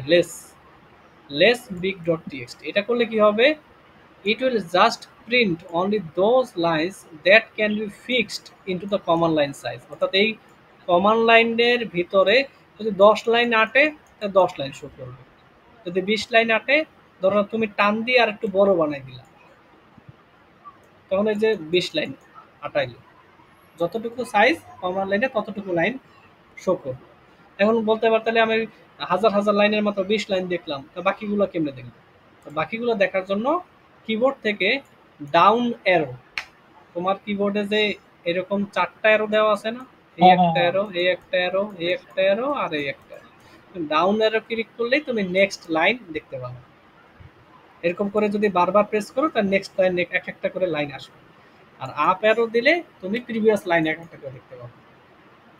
যদি তুমি স্পেস বার দাও, অর্থাৎ তোমার এই যে স্পেস যে বাটনটা আছে বিশাল, সেটা দিলে কি হবে, তোমাকে পেজ বাই পেজ দেখাবে। প্রথম 20 লাইনের একটা পেজ দেখাই, পরবর্তী স্পেসে তুমি চাপ দিলা, পরবর্তী 20 লাইন আবার একবারে দেখালো, আবার স্পেসে চাপ দিলা, আবার পরবর্তী 20 লাইন একশো, মানে এটা একবার। কি স্যার 20 লাইন ফিক্স নাকি? না, এই কমান্ড প্রম্পটার সাইজে ধরো 20টা লাইন আটে তাই 20 লাইন, যদি আরো বড় বানাও 30 লাইন আটাইতে পারো তা 30 লাইন আটবে। আচ্ছা। অর্থাৎ ধরো এই যে এটা, এটা কি এখন ছোট করে ফেলছি না, এই যে ছোট করে ফেলছি না আমরা এইখানে যে কয় লাইন আটে, আর যদি হচ্ছে আমি বড় করে ফেলাই তাহলে যে কয় লাইন আটে। বুঝাইতে পারছি? জি স্যার। আচ্ছা, তো এই গেল পেজ বাই পেজ। এবার ধরো তুমি সামনে শুধু নেক্সট পেজ করে দিলা, হঠাৎ করে তোমার মনে হলো যে প্রিভিয়াস পেজে কি লেখা ছিল দেখি, তাহলে তুমি ক্যাপিটাল বি প্রেস করো, ক্যাপিটাল বি না ব্যাক, ব্যাকের একটা পেজ তুমি দেখতে পাবে। আর যদি ক্যাপিটাল জি প্রেস করো তাহলে একদম লাস্ট পেজ দেখতে পাবে, লাস্ট পেজ। আর যদি স্মল জি প্রেস করো তাহলে একদম টপ পেজ, প্রথম পেজটা দেখতে পাবে। সো এই কমান্ডগুলো ইউজ করা হয়। আচ্ছা। আচ্ছা, এবার যদি তুমি টাইপ করো slash book and press enter, it will find the book word in the file from up to down। এটা কি করবে, একদম শুরু থেকে ফাইলের শুরু থেকে শেষ পর্যন্ত যে বিশাল টেক্সট আছে লাইন বাই লাইন, হাজার হাজার লাইন, তার মধ্যে তোমার বুক লেখাটা যেখানে যেখানে আছে সেইখানে সেইখানে তোমাকে নিয়ে যাবে। তুমি প্রতিবার এন্টার দিবা ও প্রত্যেকবার তোমাকে এক একটা বুক লেখা যেখানে যেখানে পাবে সেখানে সেখানে নিয়ে যাবে, মানে সার্চিং। আর যদি তুমি হোয়াট, এটা কি হবে শুরু থেকে শেষ পর্যন্ত ফ্রম আপ টু ডাউন। আর যদি হোয়াট চিহ্ন দিয়ে তুমি বুক লিখতা তাহলে হচ্ছে ডাউন থেকে আপে, ডাউন টু আপ, নিচ থেকে উপরের দিকে। আচ্ছা। হ্যালো। হ্যাঁ হ্যাঁ, শুনতে পাইতেছো তো? জি স্যার। আচ্ছা, তো এরপর কি, মাঝখানে আটকে গেছিলাম। আচ্ছা আচ্ছা, তো এখানে কি আছে দেখো, touch up file. Down, up down এসে গেছে। আচ্ছা, touch file one dot text, এটা করলে কি হবে, এর আগে আমরা এরকম একটা কমান্ড ব্যবহার করছি, cat angle bracket file one dot TXT. এটা করলে কি হইতো, এটা করলে যেটা হইতো ফাইল ওয়ান ডট টিএক্সটি তৈরি হইতো, এন্টার দিলে নিচে কিছু লাইন লেখার জন্য কমান্ড চাইতো। তো তুমি কিছু লাইন লেখো, আমি লিখতাম লাইন ওয়ান, কিছু টেক্সট লিখতাম লাইন টু, জি স্যার। এরকম লিখতাম। তারপরে যেখানে শেষ করতে চাই সেখানে কি প্রেস করতাম, কন্ট্রোল প্লাস ডি, ডি। এটা দিলে আমার এক্সিট হয়ে যেত। ঠিক আছে, তাহলে আমি এইভাবে করে একটা ফাইল জি তৈরি স্যার। করতাম। এবার আমি চাইতেছি এই লেখা টেখা কিছু দিব না, আমি শুধু একটা এমটি টিএক্সটি ফাইল তৈরি করতে চাই। তার জন্য লিখতে হয় touch file one dot TXT, it's simply create an empty file, কোনো লেখালেখা নাই, জাস্ট এমটি ফাইল, এটা তৈরি করলাম। তো টাচ কমান্ড দিয়ে তুমি কোনো ডাইরেক্টরি তৈরি করতে পারবে না, শুধু ফাইলই তৈরি করতে পারবে। আচ্ছা, এরপরে আছে ন্যানো। ন্যানোতে কি হয়, nano dot file nano file1.txt, it will create a file in the command prompt window। এটা কি করবে, এটা আমার কমান্ড প্রম্পটই একটা ফাইল তৈরি করে ফেলবে। এর আগে তো ফাইল তৈরি হইতো ডাইরেক্টরির মধ্যে যে ফিজিক্যালি, এবার আর ফিজিক্যালি তৈরি হয়নি, মানে একটা লজিক্যাল ফাইল তৈরি হয়েছে। লজিক্যাল ফাইল মানে কি, মানে হয়েছে ধরো আমি হাওয়ায় ভাসবে। মানে আমার কমান্ড লাইনের মধ্যেই একটা এরকম খালি জায়গা তৈরি হয়েছে, যা যেটা আসলে একটা ফাইল, বাট এটা যতক্ষণ না পর্যন্ত সেভ করবো ততক্ষণ পর্যন্ত এটা কোনো ফাইল। যেমন ধরো এই যে আমার এখানে এই যে নিউ ডট ফাইভ, এই যে একটা আছে, বা এইগুলা যেগুলো আছে, হ্যাঁ, তো এগুলা হচ্ছে যতক্ষণ সেভ না করবো ততক্ষণ যতক্ষণ না সেভ কোনো না ফাইল করবো হবে না। ততক্ষণ পর্যন্ত ফাইল ফিজিক্যালি পাবা না, যখন সেভ করবো তখন পাবা। সো সেভ করলে পাবা, না করলে তো পাবা না। তো এখানেও ঠিক এরকম একটা লজিক্যাল ফাইল তৈরি হয়, তার মধ্যে তুমি লেখা টেখা করতে পারবা, সবকিছু পারবা। যখন সেভ করতে চাও তখন সেভ করে, যখন সেভ করবা তখনই হচ্ছে তুমি ওই ফাইলটাকে ফিজিক্যালি দেখতে পাবা। তো it allows to write directly on it through command line, command লাইনের থ্রুতে তুমি ওটার উপর লিখতে পারবা। This file is just created on the command line, you can not see it on the directory, এটা তুমি ডাইরেক্টরির মধ্যে দেখতে পাবা না। ঠিক আছে, এটা তুমি ডাইরেক্টরিতে দেখতে পাবা না। So to save this text file press control plus O, control plus O দিলে তাইলে হচ্ছে তুমি দেখতে পাবা।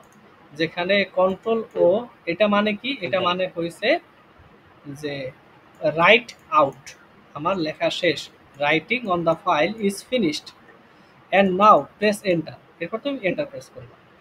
At this time you can see file one dot TXT physically in the directory, তখন তুমি ডাইরেক্টরিতে এটা দেখতে পাবে।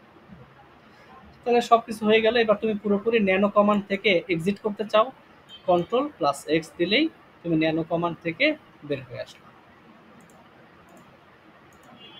এটা হচ্ছে nano file one dot text. তারপরে আছে টপ, এটা কি করে, ইট will show which process or program consumes how much memory or CP. যদি তুমি টপ কমান্ডটা লেখো তাহলে তোমার কোন কোন প্রসেস রানিং আছে, কোন কোন প্রোগ্রাম রানিং আছে, সেই প্রোগ্রামগুলো কি পরিমাণ মেমোরি কনজিউম করতেছে বা সিপিইউ সাইকেল ব্যবহার করতেছে, সেইগুলো তুমি দেখতে পাবা এই কমান্ডের মাধ্যমে। তার উইন্ডোজের কন্ট্রোল অল্টার ডি দিলে যেটা আসে। হুম, তারপর হচ্ছে কিল 3286, এটা মানে কি করবে, এটা হচ্ছে কোনো প্রসেসকে যদি আমি কিল করে দিতে চাই, টার্মিনেট করে ফেলতে চাই, তো কি করবে, এটা কিল দিয়ে এইখানে যেটা দেখতে পাইতেছো এটা একটা নাম্বার, এই নাম্বারটিকে এটা হচ্ছে একটা process ID, PID, process ID. প্রত্যেকটা প্রসেসের এরকম একটা unique ID operating system assign করে দেয়, যতগুলো প্রসেস ছিল সবগুলো। এখন তুমি প্রসেসের এই পিআইডিটা পাবা কিভাবে, তো এর জন্য লিনাক্সে একটা কমান্ড আছে পিআইডি অফ, পিআইডি অফ, এখানে একটা প্রসেসের নাম লিখছে unity hyphen control hyphen centre, এটা একটা প্রসেস, এই প্রসেসটার পিআইডি অর্থাৎ প্রসেস আইডিটা বের করে দাও। তখন এইটা দিয়ে এন্টার দিলে ও এই প্রসেসটার একটা যে আইডি অপারেটিং সিস্টেম অ্যাসাইন করছে 3286, এটা শো করে। এরপরে যদি তুমি লেখো কিল 3286, তখন ওইটা ওই নাম্বার প্রসেসটা কিল হয়ে যাবে। প্রসেস স্যার কি কেমনে কি পাবো বুঝুন। প্রসেস এগুলো ফিল্ডের আসলে ভিতরে কিছু। এগুলো আসলে হচ্ছে সার্ভার ভিতরের কাজ, এগুলা অত বেশি আসেও না, বাট দেখলাম একটু এক্সেপশনাল মনে হলো তাই লিখে রাখছি। বাট এগুলো আমি নিজেও কখনো টেস্ট করি নাই। আচ্ছা আচ্ছা স্যার। আচ্ছা, তো এরপরে আছে কি ডিএফ হাইফেন এইচ। এখানে হাইফেন এইচ ফ্ল্যাগ দ্বারা বোঝাইতেছে হিউম্যান রিডেবল ফরম্যাট। ডিএফ দিয়ে কি হয়, DF it will show the disk space is being used by your file system. তোমার ফাইল সিস্টেম কি পরিমাণ ডিস্ক ব্যবহার করতেছে সেইটা শো করবে কিসে, ডিএফ। এখন ও হয়তো শো করবে কিছু উল্টাপাল্টা নাম্বার শো করবে, সেই নাম্বারগুলো আসলে বোঝা যায় না। তো আমরা কি করব, হিউম্যান রিডেবল ফরম্যাটে দেখতে চাই। যদি এইটা যখন দিই তখন ও তখন হিউম্যান রিডেবল ফরম্যাট আমাকে শো করে, মানে হচ্ছে দেখা যায় তুমি 2 জিবি ডিস্ক স্পেস ব্যবহার করতেছো বা 5 জিবি ব্যবহার করতেছো, হুম। এইরকম ফরম্যাটে দেখায় তখন। আর না হলে এরকম আচ্ছা দেখায় আচ্ছা। 2 3 4 5 6, এরকম কিছু একটা নাম্বার দেখে, এই নাম্বার দেখে আসলে বোঝা যায় না। তখন আমরা যখন এরকম করে লিখি তখন হচ্ছে ও এরকম শো করে। হিউম্যান রিডেবল দেখায় আর কি। হ্যাঁ, du-h, it will show how much disk space is occupied by the files in the present directory.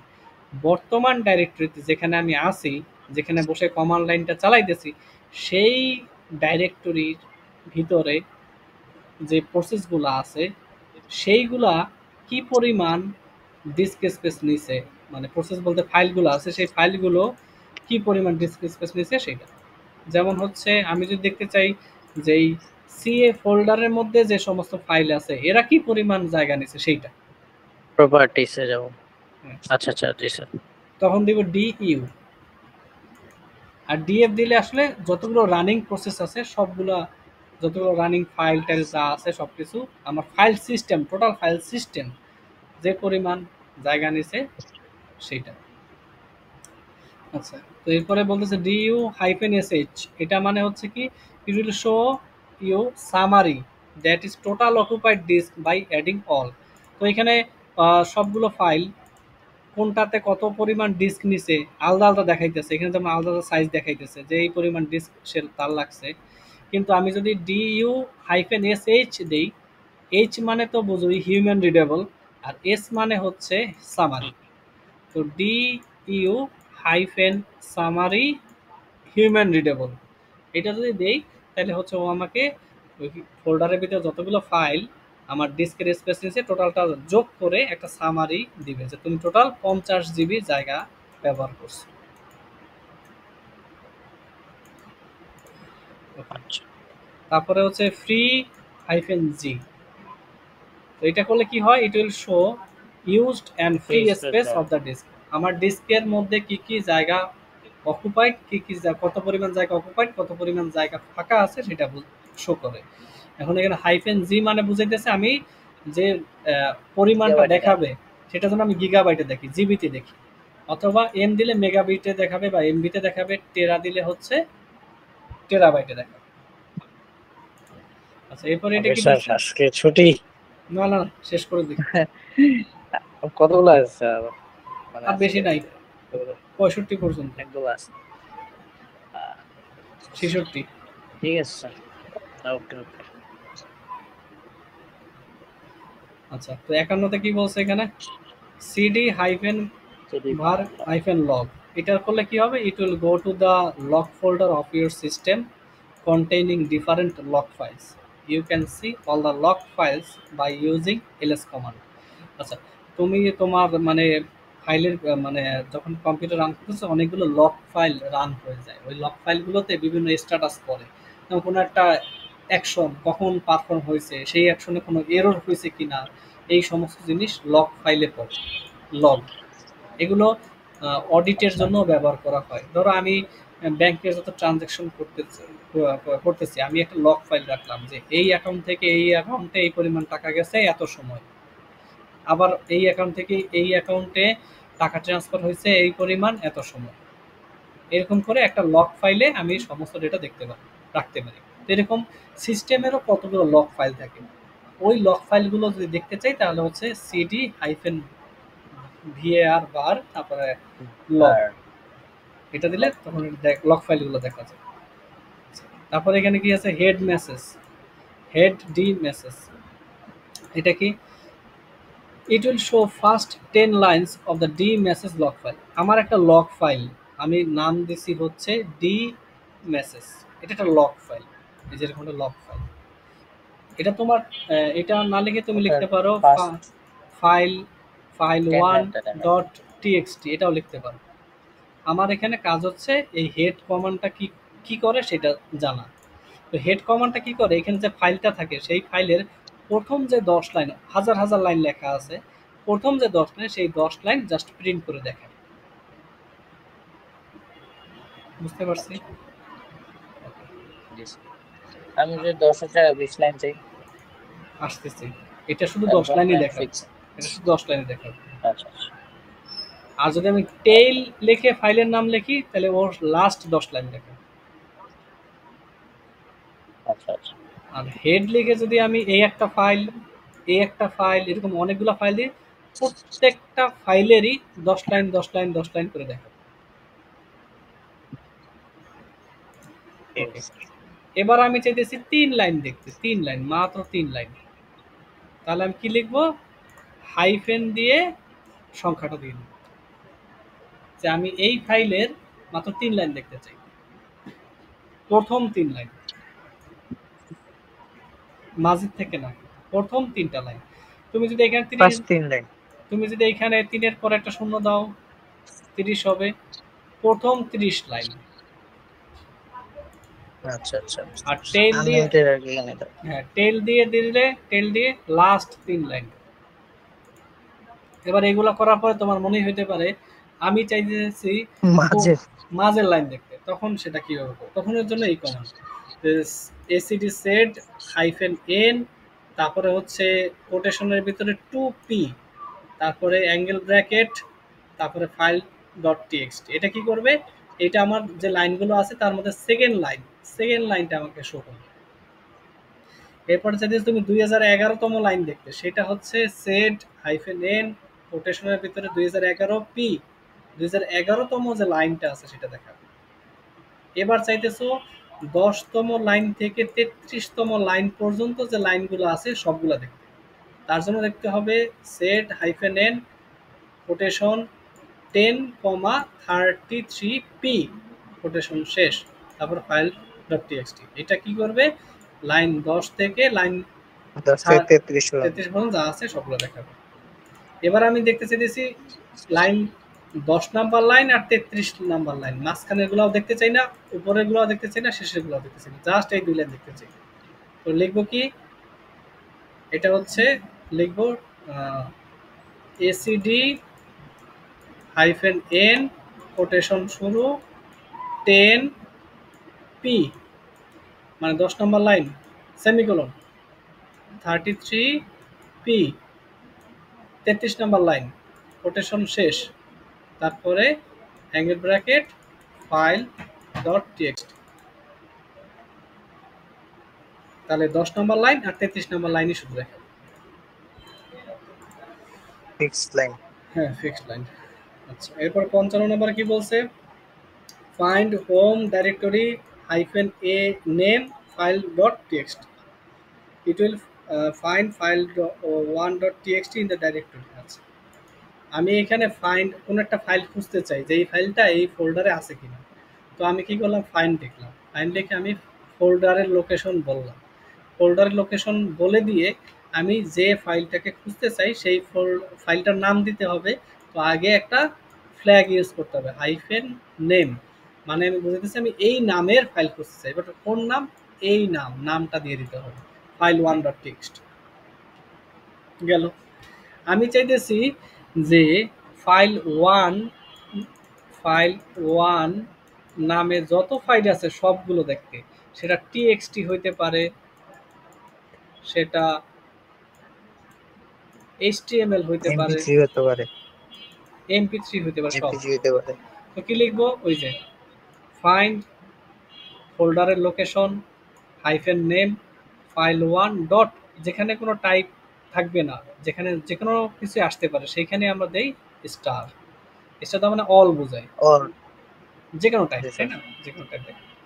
আর যদি আমি হচ্ছে এই ফোল্ডারের মধ্যে যে কোনো নাম থাকুক সমস্যা নাই, কিন্তু শুধু টিএক্সটি ফাইলগুলো, file one dot TXT, file two dot TXT, file three dot TXT, text dot TXT, new text dot TXT, যত টিএক্সটি আছে সব টিএক্সটি দেখতে চাই। তার আগে স্টার্ট দিব, পরে ডট টিএক্সটি। All TXT. এরপর চাইতেছি all the dot TXT files in the directory. এটা মানে এইটা শো করবে, এইখানে বলা আছে। তো এই কমান্ডটা কি করবে? এই কমান্ডটা করবে, দেখো এখানে ফাইল এফআইএল লিখছে, এফআইএল ইও লেখে না, এফআইএল স্টার। তাহলে কি করবে? ও সমস্ত ফাইলকে নিয়ে আসবে যাদের স্টার্টিং এফআইএল, এরপরে হয়তো এফএলআইটি থাকতে পারে, ই থাকতে পারে, বি থাকতে পারে, যাই থাক, কিন্তু প্রথম ৩ অক্ষর এফআইএল আছে, সবাইকে নিয়ে আসবে। আচ্ছা, এই প্রথম একটা অক্ষর না করতাম তাহলে শুধু এফ দিতাম, এফ স্টার। হ্যাঁ, শুধু এফ দিতাম। আচ্ছা, এই কমান্ডটা কি করে? ফাইন্ড, এখানে তো ডাইরেক্টরি দিয়ে দিছি তাই না, আমি শুধু স্ল্যাশ দিলাম, এরপরে নাম দিয়ে আমি বললাম এইটা। এটা কি করবে? ধরো তুমি যে কোনো জায়গায় আসো, যে কোনো তোমার কম্পিউটারের যে কোনো জায়গায় আসো, এবার তুমি চাইতেছো ফাইল ওয়ান টিএক্সটি খুঁজে বের করতে, এটা হয়তো অন্য কোনো ফোল্ডারে, অন্য কোনো ফোল্ডারের ভিতরের ফোল্ডারে যে বসে আছে, তুমি জানো না। তুমি জাস্ট কি করবা? শুধু একটা হাইফেন দিবা, স্ল্যাশ, সরি সরি, একটা স্ল্যাশ দিবা, হাইফেন নেম দিবা, তারপরে নামটা লিখবা। ও কি করবে? সমস্ত জায়গা থেকে খুঁজেই না, তোমাকে বলবে অমুক জায়গায় এই ফাইলটা আছে। আচ্ছা এই অনেক সময় কি হইতে পারে যে if you encountering permission deny to run any command, অনেকগুলা কমান্ড চালাইতেছো কিন্তু ইউজার পারমিশন নাই, তখন আমরা ব্যবহার করি যে কোনো কমান্ড লিখবো তার আগে জাস্ট এই কথাটা লিখবো, সুডো। সুডো লিখলে কি হয়? তোমাকে একটা মানে ভিজিটর হিসেবে, তো মানে একজন টেম্পোরারি ইউজার হিসেবে ও ট্রিট করবে, তখন ও পারমিশন টারমিশন এত কিছু দেখবে না। তুমি জাস্ট সুডো লিখে পাসওয়ার্ডটা দিবা, পাসওয়ার্ডটা দিয়ে তুমি যে কোনো ফাইলে অ্যাক্সেস করতে পারবে। ওকে, তারপরে এই কমান্ডটা কি করে? ফাইন্ড ডাইরেক্টরি লোকেশন, তারপরে hyphen M time, hyphen one. এটা মানে কি? হাইফেন এম টাইম মানে হচ্ছে কখন আমি তৈরি করছি সেই টাইমটা, ক্রিয়েশন টাইম, কোন একটা ফাইল কখন তৈরি করছি, কোনটা ফোল্ডার কখন তৈরি করছি। স্ক্রিনটা আটকে গেছে এখন। স্ক্রিন আটকে গেছে?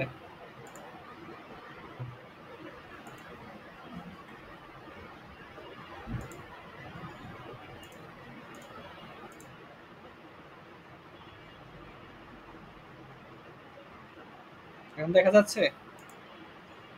জি স্যার। ওকে, তো এই ফাইন্ড, তারপর হচ্ছে লোকেশনের ইয়াটা দিলাম, ডাইরেক্টরি যেখানে আছে। আর এম টাইম মানে হচ্ছে কখন আমি ফাইলটা তৈরি করছি, সেইটা ফাইল বা ফোল্ডার যাই হোক, তো কখন তৈরি করছি সেটা। তো কখন তৈরি করছে? হাইফেন ওয়ান, এটা মানে হচ্ছে একদিন আগে, one day before. Minus one মানে হচ্ছে one day before. Minus two দিলে 2 days বিফোর। মাইনাস থ্রি দিলে 3 days বিফোর। ওটা 3 দিন আগে যে সমস্ত যেদিন ফাইল আগে আর কি। ফাইল তৈরি করছে সেটা। আর যদি প্লাস টু দেই তাহলে প্লাস টু হচ্ছে 2 days লেটার, আগামী 2 দিন পরে যে ফাইল তৈরি হবে সেটা। যদি আমি অলরেডি জানি যে আগামী 2 দিন পরে একটা ফাইল তৈরি হবে, সেটা যদি অ্যাডভান্স হুম। জানি তাইলে। বাট এটা আসলে তেমন একটা ইউজ করে না এটা। তারপরে আছে কি WC file one dot TXT, এটা কি করে? ওয়ার্ড কাউন্ট করে।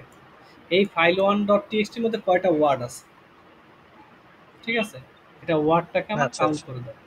কি কি দেয় দেখো, it will give a result like this, 1642 file one dot TXT, এইরকম একটা আউটপুট তোমাকে দিবে, যেটার প্রথম ডিজিট মানে প্রথম নাম্বারটা দ্বারা বোঝাবে যে তোমার এই ফাইল ওয়ান ডট টিএক্সটির মধ্যে একটা মাত্র লাইন আছে, লাইন কাউন্ট করে দেখাইলো যে কতগুলো লাইন আছে।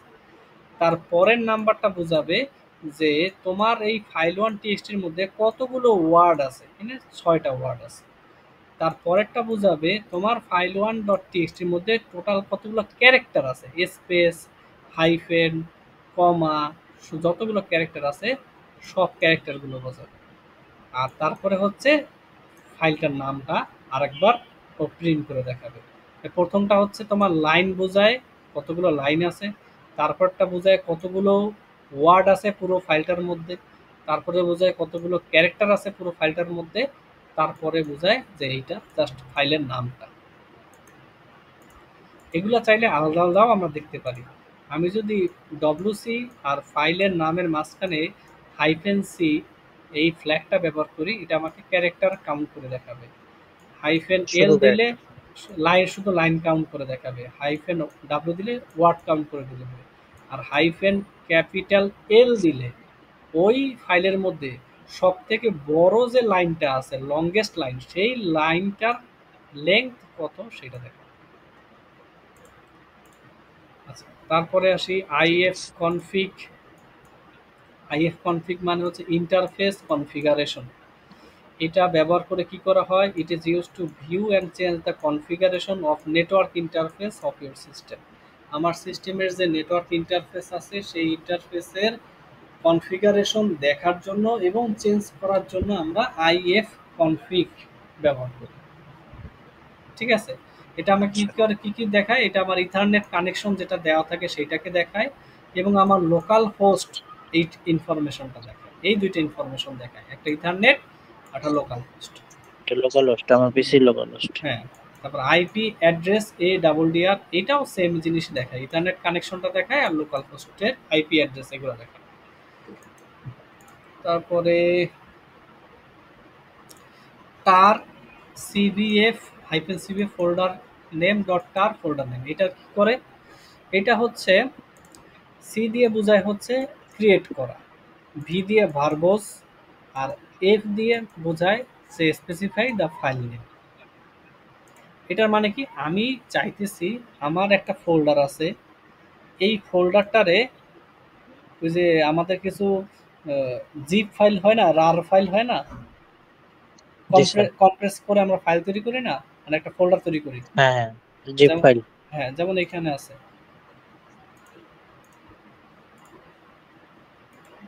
এই যে এটা, ঠিক আছে? এরকম যদি করতে চাই তাহলে তার জন্য কমান্ড হচ্ছে টার, তারপরে সিতে ক্রিয়েট, ভি না দিলেও চলে, ভিটা জাস্ট এক্সপ্লেন করে কিভাবে কিভাবে হচ্ছে, আর এফ মানে হচ্ছে ফাইল নেম। তো এই ফোল্ডারটার এই নামে আমি একটা জিপ ফাইল, এটা কি টার ফাইল, কম্প্রেস করা ফাইল বা ফোল্ডার তৈরি করতে চাচ্ছি।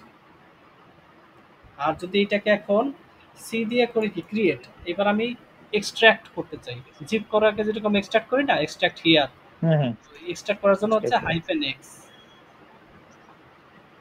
এক্স ব্যবহার করতে হবে। এক্স করলে কম্প্রেস ফাইলটা এক্সট্রাক্ট হয়ে যায়। এক্সট্রাক্ট হয়ে যাবে। আচ্ছা, তারপরে zip, zip T test, zip underscore test dot zip file one dot text. আমি কি করলাম? এই যে এই ফাইলটাকে এরকম একটা জিপ ফাইল বানাই ফেললাম, তখন হচ্ছে জিপ কমান্ড ব্যবহার করতে হবে। ওকে, একই কাজই করে। আচ্ছা, তো এরপরে ping Google dot com. Network. Ping দিয়ে আমরা কি করি? পিং দিয়ে দেখার চেষ্টা করি যে আমার কম্পিউটারটা এই সার্ভারে অ্যাক্সেস করতে পারে কিনা, পৌঁছাইতে পারে কিনা। ঠিক আছে, এই সার্ভারটার থেকে কোনো রেসপন্স পাই কিনা সেটা আমরা পিং কমান্ড দিয়ে দেখি। ট্রেস রাউট দিয়ে কি করি? ট্রেস রাউট দিয়ে হচ্ছে আমরা দেখাই, এটার একটা কমান্ড আর কি বুয়েটে আসছিল, ট্রেস রাউট দিয়ে দেখাই যে এই গুগল ডট কমে যাওয়ার জন্য আমার কি কি হোপ বা রাউটার হ্যাঁ, এটা বলছিলেন ফেস স্যার। করে করে যাইতে হয়। তো এটা নর্মালি আমাকে ম্যাক্সিমাম 30টা হোপের মধ্য থেকে যাওয়ায়, 30টার বেশি লাগলে ও জাস্ট মাঝখানে যদি হারাই যায় ও জাস্ট এক্সিট করে দেয়। তো কি করে এখানে আমাকে দেখায় যে কোন কোন পোস্ট হয়ে যাইতেছি, একটার পর একটা লাইন আসতে থাকে, অমুক পোস্ট অমুক পোস্ট অমুক পোস্ট, এই রাউটার এই আইপি অ্যাড্রেসগুলো দেখায় যে এই আইপি অ্যাড্রেস দিয়ে গেছো, এই আইপি অ্যাড্রেসের মধ্যে দিয়ে গেছো, মানে এই রাউটার দিয়ে গেছো। এবং যদি কোনো জায়গায় এরকম 3টা স্টার শো করে তাইলে এটা বোঝায় যে দিস স্টার ক্যান বি শোন because of some firewall does not reply. কিছু ফায়ারওয়াল আছে, তুমি যে রাস্তা দিয়ে যাইতেছো ওই রাস্তার মধ্যে কিছু ফায়ারওয়াল বসানো আছে, যে ফায়ারগুলো আসলে তোমার এই পিং রিকোয়েস্ট, এই যে ট্রেস রাউট রিকোয়েস্ট করছে এই রিকোয়েস্টের কোনো রিপ্লাই দেয় না। কারণ ও মনে করে এগুলো রিপ্লাই দিলে হয়তো কোনো সমস্যা হতে পারে, তাই এগুলো রিপ্লাই দেয় না, তাই ওখানে স্টার স্টার স্টার আসে। অথবা কোনো ধরনের আচ্ছা স্যার, এরর হয়েছে। ফায়ারওয়াল জিনিসটা জানি কি? আচ্ছা, এটা তোমার আলাদা একটা ফায়ারওয়াল কনসেপ্ট। ফায়ারওয়ালটা হচ্ছে তোমার, জাস্ট ধরো সংক্ষেপে। ধরো তুমি তোমার একটা অর্গানাইজেশন বানাইছো, এখানে অনেক ধরনের কম্পিউটার একসাথে কানেক্টেড আছে, এরকম পুরো সিস্টেম, ঠিক হুম। আছে, এখানে অনেক কিছু আছে, ডেটাবেস ডেটাবেস সব আছে। এখন তুমি এখানে কি করছো, একটা ফায়ারওয়াল বসায় রাখছো, একটা ফায়ারওয়াল বসায় রাখছো। এই ফায়ারওয়ালটা কি করে, এই এইটার যে কানেকশনটা আছে বাইরের ইন্টারনেটের সাথে, এই ইন্টারনেটের মাঝখানে বসানো হয়। বসালে কি হয়, ধরো এখান থেকে কেউ একজন অ্যাক্সেস করতে চাইতেছে, তখন আগে দেখে ফায়ারওয়াল যে এই আইপি অ্যাড্রেসের কাউকে কি আমি আমার সিস্টেমে অ্যাক্সেস করতে দিব। যদি বলে যে দিব, মানে একটা এখানে একটা টেবিল মেনটেন করে যে কাকে কাকে আমার সিস্টেম অ্যাক্সেস করতে দিব, কাকে কাকে দিব না। সো যদি দেখে যে এই আচ্ছা, মানে আই, এটা কি স্যার লাইক হাবের মতো না? না না হাব না, এটা জাস্ট হাব। Packet filtering. এই একটা প্যাকেট আসছে, আচ্ছা। প্যাকেটের আইপিটা দেখতেছে, এই আইপি কে আমি অ্যাক্সেস করতে দিব আমার নেটওয়ার্কে, আমার ভিতরে প্রবেশ করতে দিব, এখানে পাস করব। যদি টেবিলে দেখে যে পাস করার জন্য ইয়েস করা আছে, তাহলে পাস করতে দিবে, আর যদি বলে যে নো, তাহলে পাস করতে দিবে না। ইন দ্য সেম ওয়ে আচ্ছা আচ্ছা। হচ্ছে, যদি এইখান থেকে কোনো একটা, ধরো তুমি এইখান থেকে, যেমন আমার ব্যাংক থেকে আমি যদি চাই ফেসবুকে লগ ইন করতে, ব্যাংকের পিসি থেকে, ও দেয় না, কারণ ফেসবুকের যে আইপিটা, এই আইপিটাকে এখানে দেওয়া আছে যে এই আইপিটা এখানে নো করা আছে। মানে তুমি যদি এখান থেকে কোনো কিছু, আহ, কোনো কম্পিউটার থেকে ফেসবুকের আইপিতে হিট করতে চাও, তখন এইখানে ফিল্টার হয়ে এটাকে ফিরায় দেয়, যে না তুমি ওই পাশে যাইতে পারবে না। মানে যাতে আমার ফেসবুক চালাতে না পারেন স্যার। হ্যাঁ, না পারে। কিন্তু তুমি আবার স্ট্যাক ওভারফ্লোতে ঢুকতে চাও, তাহলে আবার সেটা ঠিকই পাস করে দিয়ে দিবে। এই হচ্ছে আচ্ছা, তোমার আহ, ইয়া ফায়ারওয়াল, মানে মানে একদম এটা একদম। হচ্ছে মেইনলি বসাইতে হবে তাই তো, হ্যাঁ, নাহলে তো। এটা এটা না না, এটা হার্ডওয়্যারও হইতে পারে, সফটওয়্যারও হইতে পারে, হার্ডওয়্যার সফটওয়্যারের কম্বিনেশন হইতে পারে। আচ্ছা। আচ্ছা, তো এরপরে আসি। তো যদি এরকম পাও, তার মানে কি হয় কোনো ফায়ারওয়াল বসাইছে সেটা রিপ্লাই দিচ্ছে না, অথবা কোনো এরর হয়েছে, তাই আমার স্টার স্টার এসে আসতেছে। বেশ। ওকে, তারপর হচ্ছে হোস্ট গুগল ডট কম, এটা কি রিটার্ন করে, এটা হচ্ছে আমাকে গুগল ডট কমের আইপি ভার্সন 4 এর অ্যাড্রেস এবং আইপি ভার্সন 6 এর অ্যাড্রেসটা জাস্ট রিটার্ন করে। আচ্ছা, হু হ্যাঁ। Is Google dot com, who is Google dot কম, এটা লিখলে কি হয়, গুগল ডট কমের কিছু ডিটেলস আমাকে শো করে দেখায়। যেমন তার ডোমেন নেমটা দেখায়, তার রেজিস্ট্রি যে নামের ডোমেন, যে ডোমেন নেমে বা যে ডোমেন আইডিতে রেজিস্ট্রি করা হয়েছে সেটা দেখায়, সার্ভারের নাম দেখায়, রেজিস্টার করা ইউআরএলটা দেখায়, এগুলো দেখায়। আচ্ছা, এনএস লুকআপ কি করে, ইট will show server name, IP4 address, IPv6 address of Google dot com. Google dot কমের এই ইনফরমেশনগুলো, সার্ভার নাম, তারপরে আইপি অ্যাড্রেস, এগুলো দেখায় এনএস লুকআপ গুগল ডট কম দেবে। আচ্ছা, এরপরে কি আছে, আচ্ছা। ধরো তুমি কোনো একটা ওয়েবসাইট থেকে কোনো একটা ফাইল ডাউনলোড করতে চাইতেছো, তার জন্য কমান্ড হচ্ছে wget, wget। এরপর তুমি হচ্ছে ওই ফাইলটার যে পাথ, পাথ লোকেশন বা ইউআরএল লোকেশন। লোকেশন সেটা দিয়ে দিবা, http:/example.com/file1.txt, এই ফাইলটাকে তুমি নামাইতে চাইতেছো। কারণ টিএক্সটি হইতে পারে, পিডিএফ হইতে পারে, জেপিজি হইতে পারে, যাই হোক, সেটা অটোমেটিক্যালি তোমার ডাউনলোডে গিয়ে সেভ হয়ে যাবে, ডাউনলোডে গিয়ে ডাউনলোড হয়ে যাবে। আর যদি তুমি কোনো স্পেসিফিক পাথে সেভ করতে চাও, তাহলে দিবা -p দিয়ে, এখানে -p মানে হচ্ছে পাথ, পাথের নামটা দিয়ে দিলা যে আমি ডাইরেক্টরিতে, এই ডাইরেক্টরিতে সেভ করতে চাই, এবং আমার ফাইলটা ডাউনলোড হবে এই ওয়েবসাইটের, এই ফাইলটা ডাউনলোড হবে। আচ্ছা, সি দিয়ে কি হয়, সি দিয়ে ধরো কোনো কারণে কানেকশন ডিসকানেক্ট হয়ে গেছে, তোমার ফাইলটা নামলো না। তখন তুমি কি করি, আমরা অনেক সময় রিজিউম হয়ে যায় না, রিজিউম করতে চাই। জি স্যার। তো রিজিউম করবো কিভাবে, হাইফেন সি দিয়ে, মানে continue.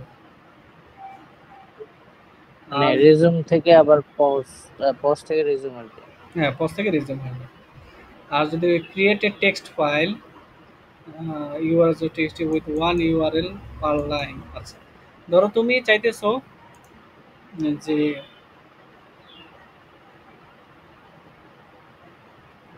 A line containing a list of URLs. আচ্ছা, তুমি চাইতেছো এখানে অনেকগুলো ইউআরএল একসাথে মানে হিট করুন।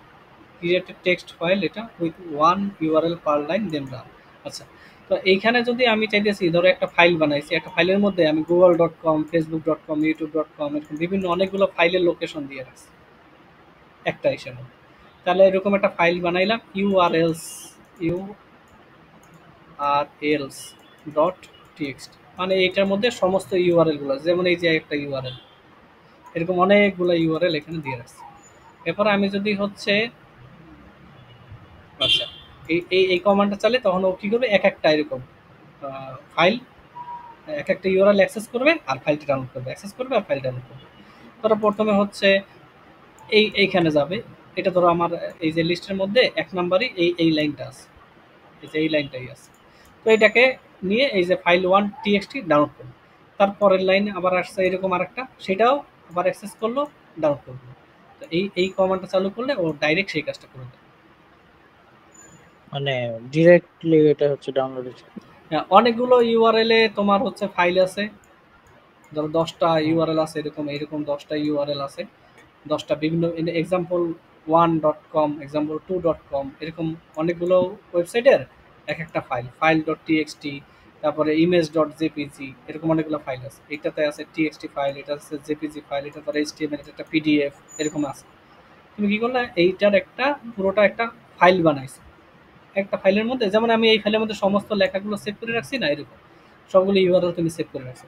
এবার সেই টেক্সট ফাইলটাকে রান করে দিলাম কিভাবে, wget-i, তারপরে যে ফাইলের মধ্যে সমস্ত লিঙ্কগুলো সেভ করে রাখছো সেই ফাইলটার নাম, বাস।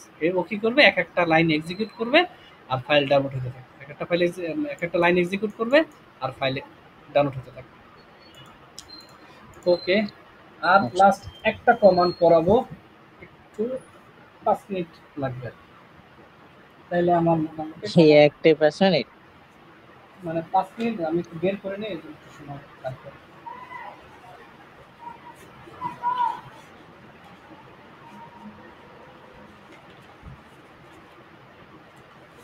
আচ্ছা, এটা একটু স্টপ করি। আচ্ছা দেখ, এবার হচ্ছে লাস্ট একটা জিনিস, সেটা হচ্ছে আমার কিছু 67 দিক, এটা হচ্ছে তোমার কোন একটা ফাইলে পারমিশন দেওয়া, কোন একটা ফাইলে পারমিশন দেওয়া, ফাইল পারমিশন। হ্যাঁ, আচ্ছা। CHMOD, তারপরে ধরো আমি লিখলাম হচ্ছে 4674 ডেমো ডট টিএক্সটি, এটা কমান্ড লিখলাম। এই কমান্ডটার কাজ কি, এই কমান্ডটা হচ্ছে আমাকে কি দিবে, আমাকে হচ্ছে ফাইলের ভিতরে অ্যাক্সেস দিবে, মানে আমি কি কি করতে চাই। এটার মধ্যে কিছু কাহিনী আছে, আমি সেই কাহিনীগুলো একটু এক্সপ্লেন করি। যেমন এখানে ৩টা জিনিস মাথায় রাখবা। ফোর বা ফোর দ্বারা বোঝায় হচ্ছে রিড পারমিশন। যদি তুমি শুধু হচ্ছে, রিড করতে পারবে। হ্যাঁ, টু বোঝায় তাহলে হচ্ছে রাইট পারমিশন। আর যদি 1 থাকে তাহলে বোঝায় হচ্ছে এক্সিকিউট এক্সিকিউট পারমিশন, এরকম আছে। ঠিক আছে। আচ্ছা, আর রিড আর এক্সিকিউটের মধ্যে তফাৎ কি? রিড তো খালি রিড করলাম, আর এক্সিকিউট মানে হচ্ছে তুমি কোনো একটা ফাইল রান করবে। আচ্ছা। আচ্ছা, তো এখন দেখো এই যে জিনিসটা আছে, এর মধ্যে এই যে প্রথম যে স্থানটা আছে, ফার্স্ট প্লেস, এর 3টা ডিজিট দেখতে পাইতেছি না, জি স্যার। 3টা ডিজিট দেখতে পাইতেছি। এর মধ্যে প্রথম ডিজিট ফার্স্ট ডিজিটটা হচ্ছে তোমার 6 ওনারদের জন্য, ও ডাব্লিউ এন ই আর, ওনার। সেকেন্ড ডিজিটটা হচ্ছে তোমার গ্রুপের জন্য, গ্রুপ। থার্ড ডিজিটটা হচ্ছে আদার্সের জন্য। এবার আমি তোমার একটু বুঝাই। এখানে যে তিনটা জিনিস আমরা দেখলাম 6, 7, 4। আচ্ছা, 6 কে কিভাবে লেখা যায়? 6 কে লেখা যায় 4 প্লাস 2 দিয়ে, নাকি? জি স্যার। 4 মানে কি? 4 মানে রিড পারমিশন, 2 মানে কি? রাইটও রাইট থাকবে, পারমিশন, রাইটও থাকবে। রাইট থাকবে। তার মানে 6 মানে কি? রিড এবং রাইট, রাইট। এই দুইটা পারমিশন। এই দুইটা পারমিশন কাকে দিলাম? প্রথম ডিজিট কার জন্য? ওনারের ওনার। জন্য। তার মানে ফাইলের যে ওনার তার হচ্ছে রিড এবং রাইট পারমিশন আছে। বুঝতে পারছি? জি স্যার। তারপরে আছে কি ডিজিট 7। 7 কে লেখা যায় কি? 4 প্লাস 2 প্লাস 1। 4 মানে কি? রিড পারমিশন, 2 মানে কি? রাইট পারমিশন, 1 মানে কি? Execute permission. জি স্যার।